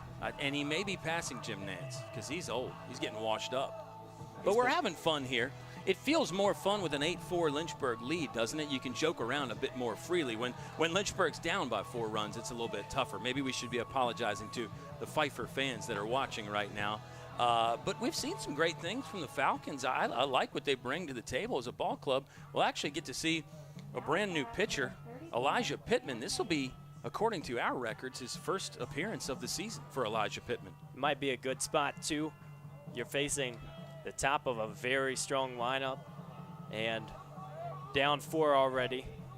You want to see what stuff he has, but like you said, sometimes a little bit difficult from a stats perspective to know what to expect. Now we actually have to find something to talk about, too. We can't just rely on the numbers for Elijah Pittman. Early indication not great there as that one slipped out of the hand and hit halfway up the backstop. Cam Lane is the batter for Lynchburg.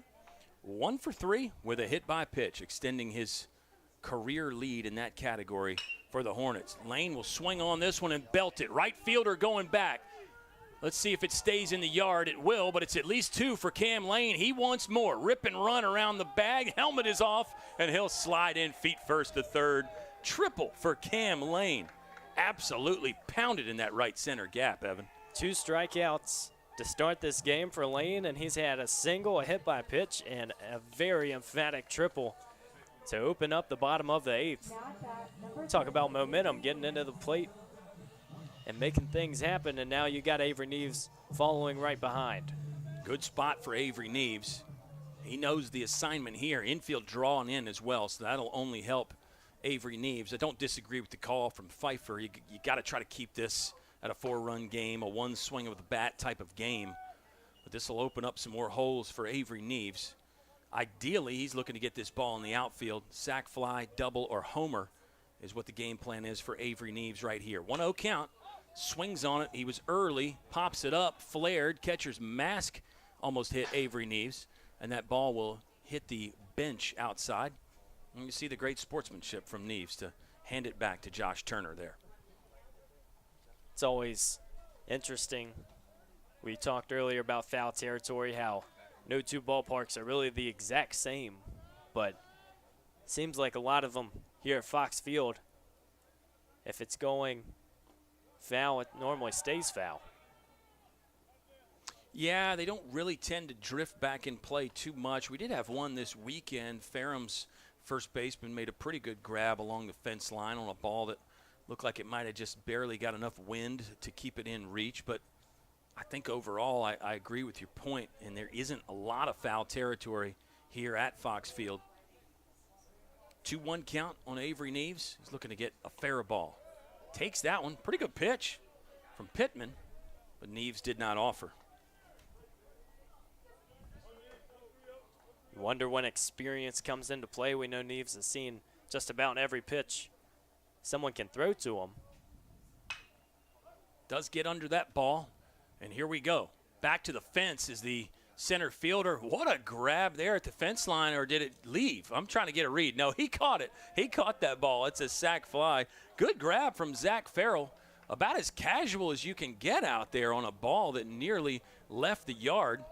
He gets on the warning track and basically had his back on the fence to pull that one in. Sac fly for Avery Neves. Drives in another one.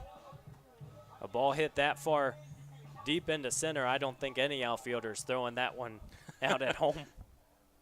Yeah, it was just so casual the way he caught it there and pulled it in. But it is another run driven in for Avery Neves. 33 on the season. And in his career, it is now, let me find it for you, 167 RBI for Avery Neves, Evan. 167.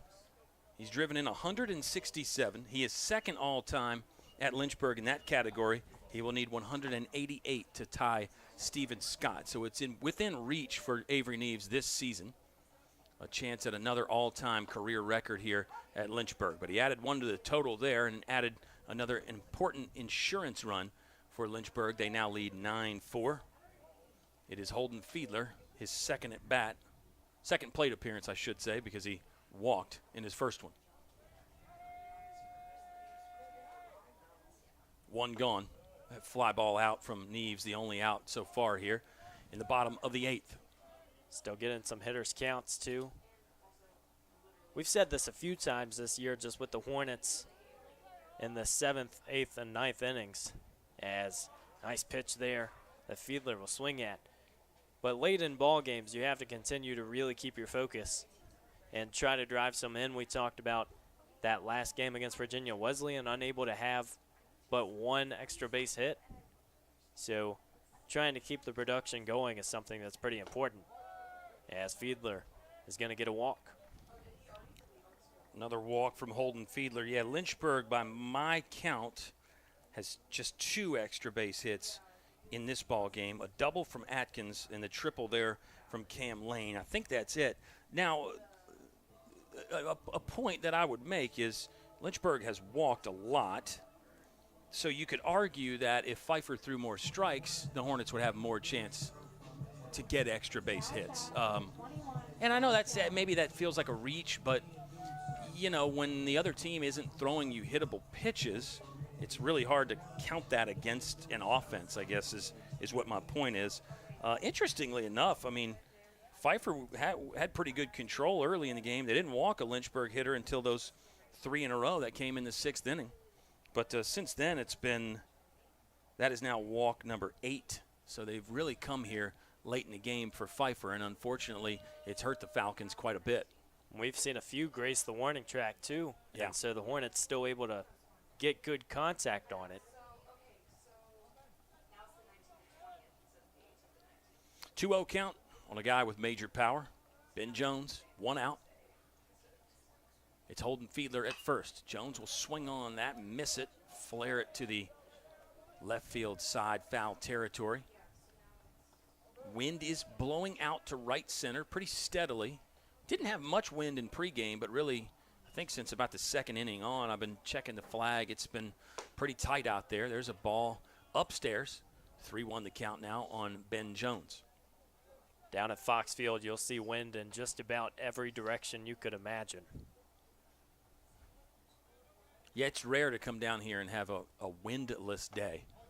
Ball 4 there for Ben Jones. That'll actually be his first walk of the ball game, but it's runners on 1st and 2nd now with 1 out. And Eric Hyatt, who hit in Logan Webster's spot, will step up. He is 1 for 1. Had a key base hit in that 3-run 7th inning, so he's here with his 2nd at bat in as many innings and looking to do more damage for Lynchburg.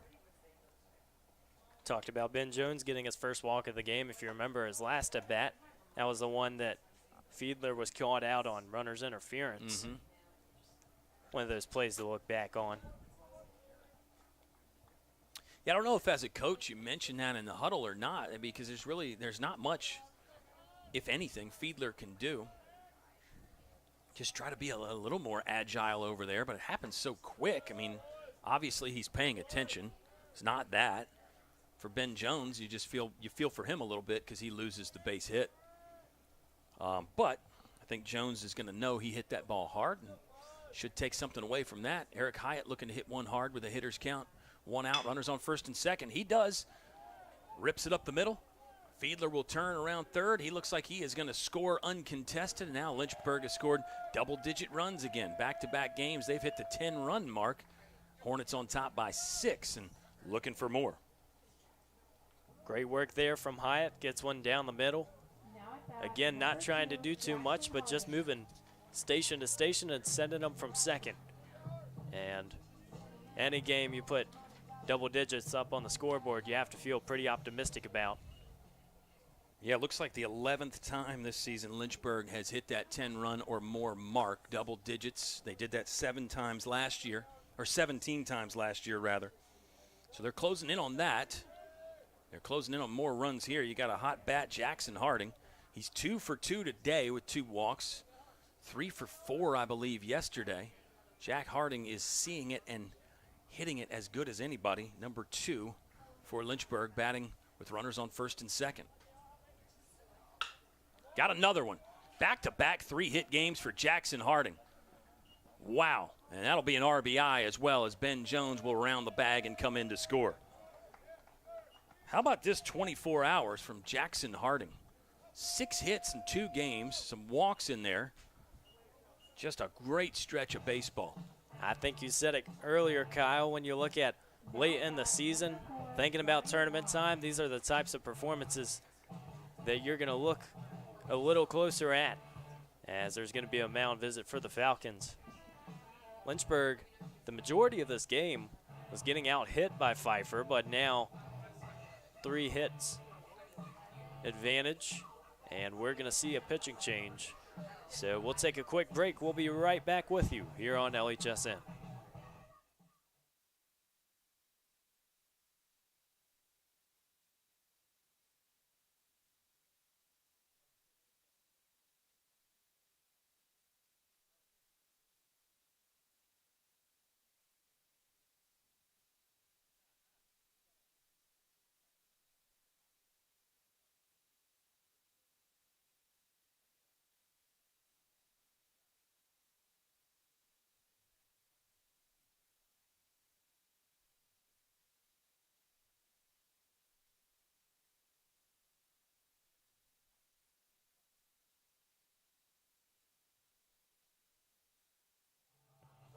We're back with you here on Fox Field. We've got a pitching change for the Falcons in the bottom half of the 8th.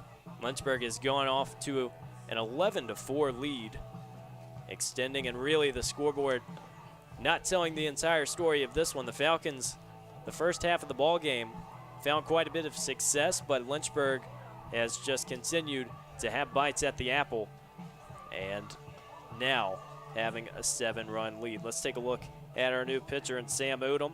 This will be his 7th appearance on the season. He's started 1 and 9 2/3 innings, so he will try to finish out the inning. And he wears number 42 for Pfeiffer. So now we get to talk about Jackie Robinson Day and the tie-in there coming up on Saturday, April 15th. That's such a great thing that Major League Baseball has done in recent years. Everybody retiring Jackie's number. And, of course, it was Mariano Rivera, the great closer, who was the last one that was able to wear number 42. But I just think it's so cool to look at the history and the things that Jackie Robinson did. And when you start learning more about what he went through and just his life, it's really incredible. I mean, he was a four-sport star at UCLA. And even other than the 4 he played, he did all these other sports. And he was a tennis player and a golfer. And he was just probably, I think, in the top whatever X number of great athletes of all time. I mean, it's one of those guys that they talked about, probably could have been a professional in these other sports as well. He was just that gifted athletically, and a Rookie of the Year, and I think he got an MVP as well. One of the all-time greats, and that's aside from all the things that he did as far as breaking the color barrier. That's just what he was as a player and an athlete. Absolutely, and as you mentioned, he was an MVP and really whatever sport he played in, but an even better human, and being able to honor him every April 15th, that's something that shows just how small in the grand scheme of life that sports or baseball can be when we're looking at these bigger topics. But obviously what he was able to do and able to show the world something that's truly special. Yeah, and the other guy that I always bring up when I'm talking about Jackie Robinson or talking to people about Jackie Robinson is Larry Doby, who broke the color barrier in the American League. I think what a lot of people don't realize is Larry Doby played in the same season. Jackie started April 15th, Jackie Robinson Day on Saturday, April 15th, 1947, and Larry Doby was in the league like in June of 47. So he really gets kind of forgotten about, and he's kind of lost. And obviously, Larry Doby didn't have it easy. I mean, nothing was easy for Larry Doby in the American League. You're talking about playing in some places that, not to get too much of a history lesson, but he was playing for the Cleveland Indians at the time, Guardians now, playing in some places that racially were not the best to be the only African-American player. And Larry Doby, I think, deserves as much credit as anybody. And like I said, he kind of gets a little bit forgotten about just because Jackie did it first. Take nothing away from Jackie Robinson, but I love Larry Doby. Read more about Larry Doby, too. Absolutely. That goes for all you baseball fans watching as well. He was a great player also. 2-2 count on a great player, Ryan Long. But, yeah, we got a chance to revisit Jackie Robinson Day because number 42, Sam Odom, is on the mound now for Pfeiffer. And you see now in the game, obviously a lot more diversity, but even in coaching staffs, that's something that's been so awesome to watch and just realize what is considered the new norm now. Yeah, that one's going to drop. Yeah, Ryan Long drops that in. And it'll be another run coming home for Lynchburg. Pretty good base running from Eric Hyatt. He's kind of in that no man's land for a bit there, but then he saw the ball fall in and rounded third for the 12th run of the ball game for Lynchburg. RBI base knock for Ryan Long. He's actually got 3 RBI this game. Yeah, that diversity, like you said, managing, coaching. When you start looking at these guys like Jackie Robinson and Larry Doby, you go down that rabbit hole and you start reading more and more. You read about the Frank Robinsons of the world, the first guys to manage, and then you get into the Latin thing as well, as Carson Atkins will hit one over to the first baseman, and he is out for the second one of the inning. But that's what's so cool about baseball, is that history and that tradition, and you could spend a lifetime learning about that stuff because so much of it's available Even now they're like putting in box scores from games in the 1880s and things like that, Evan. It's nuts. That's amazing. Just being able to see a little bit of history, and that comes with all sports, but something that we obviously will try to never forget as Brandon Garcia steps into the box. This is the second straight inning that the Hornets have hit through the lineup. They had that string of 3 straight RBI singles here in the 8th. And now I'm wondering if maybe Lynchburg will use another pitcher, give Jack Batchmore the 9th inning off as the game is getting not completely out of reach, but closer to that situation here. Brandon Garcia hitting now with a 2-0 count. Yeah, this is his 6th at bat of the game. He's got 2 hits, both singles.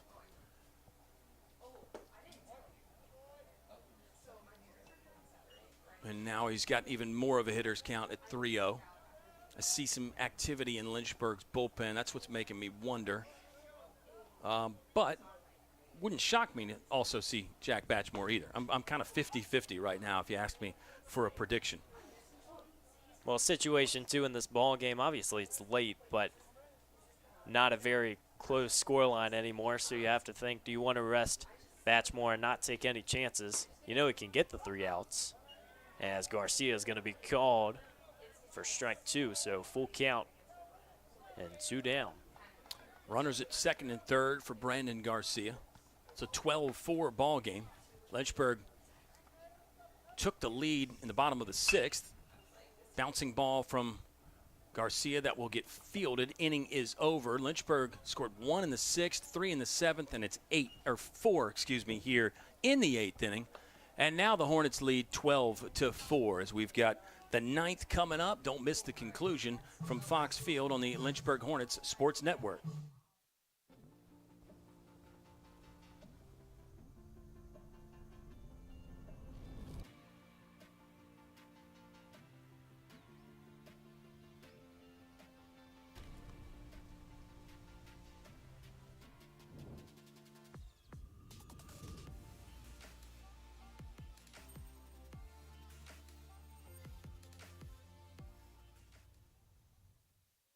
Every great college has a great city. For Lynchburg, we are near urban areas with lots of restaurants, shopping, and events. Plus, we are one of the top schools in the area. Come see for yourself.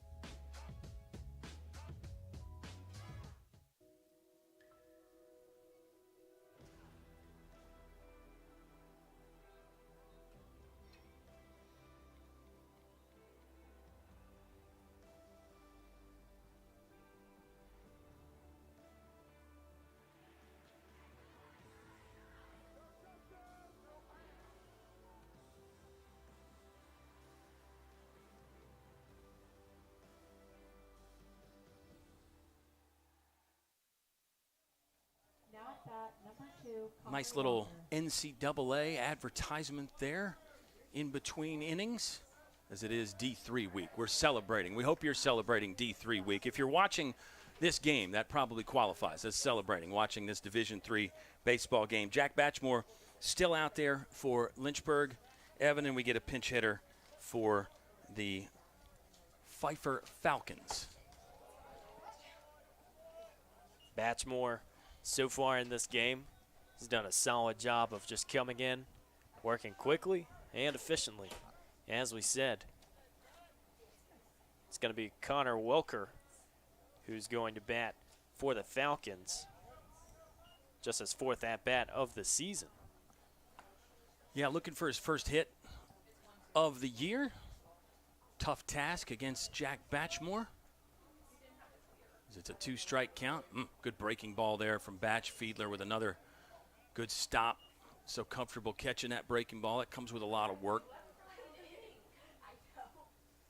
2-2 now. That one misses up and out of the zone. And now the count is full. Batchmore to Welker. Got him.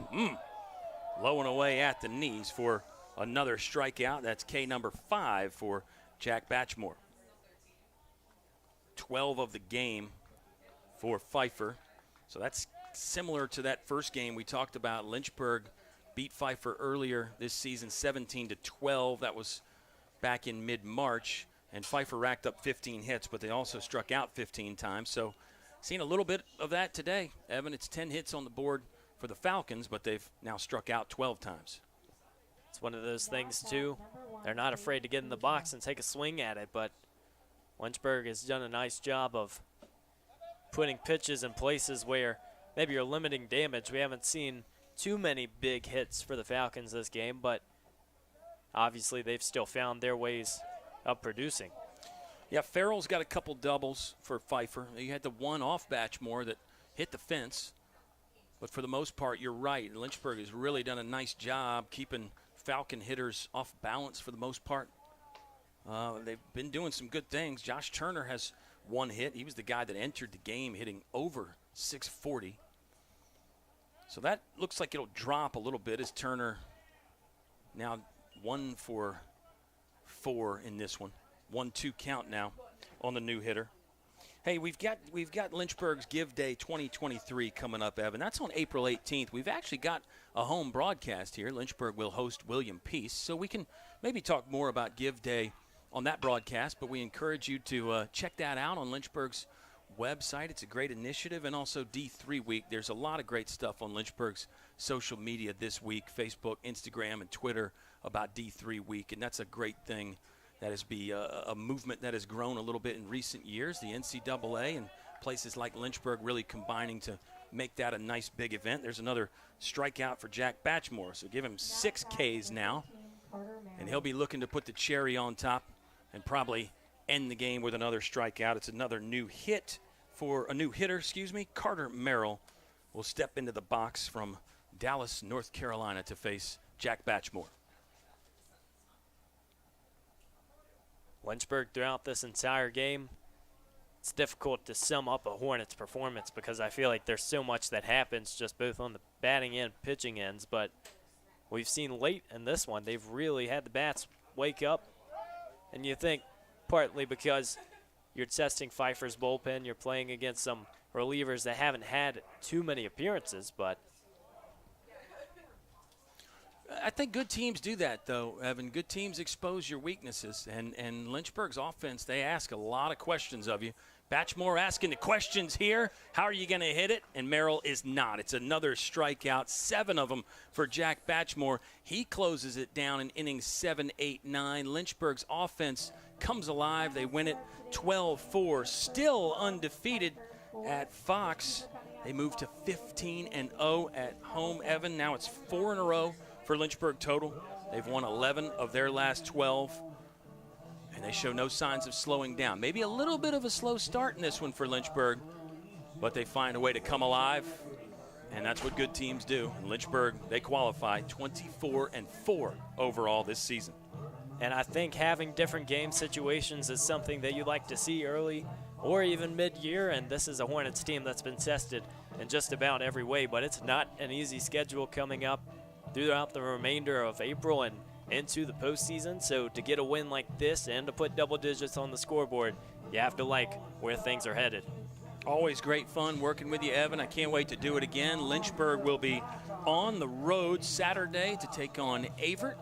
Doubleheader down there in Danville.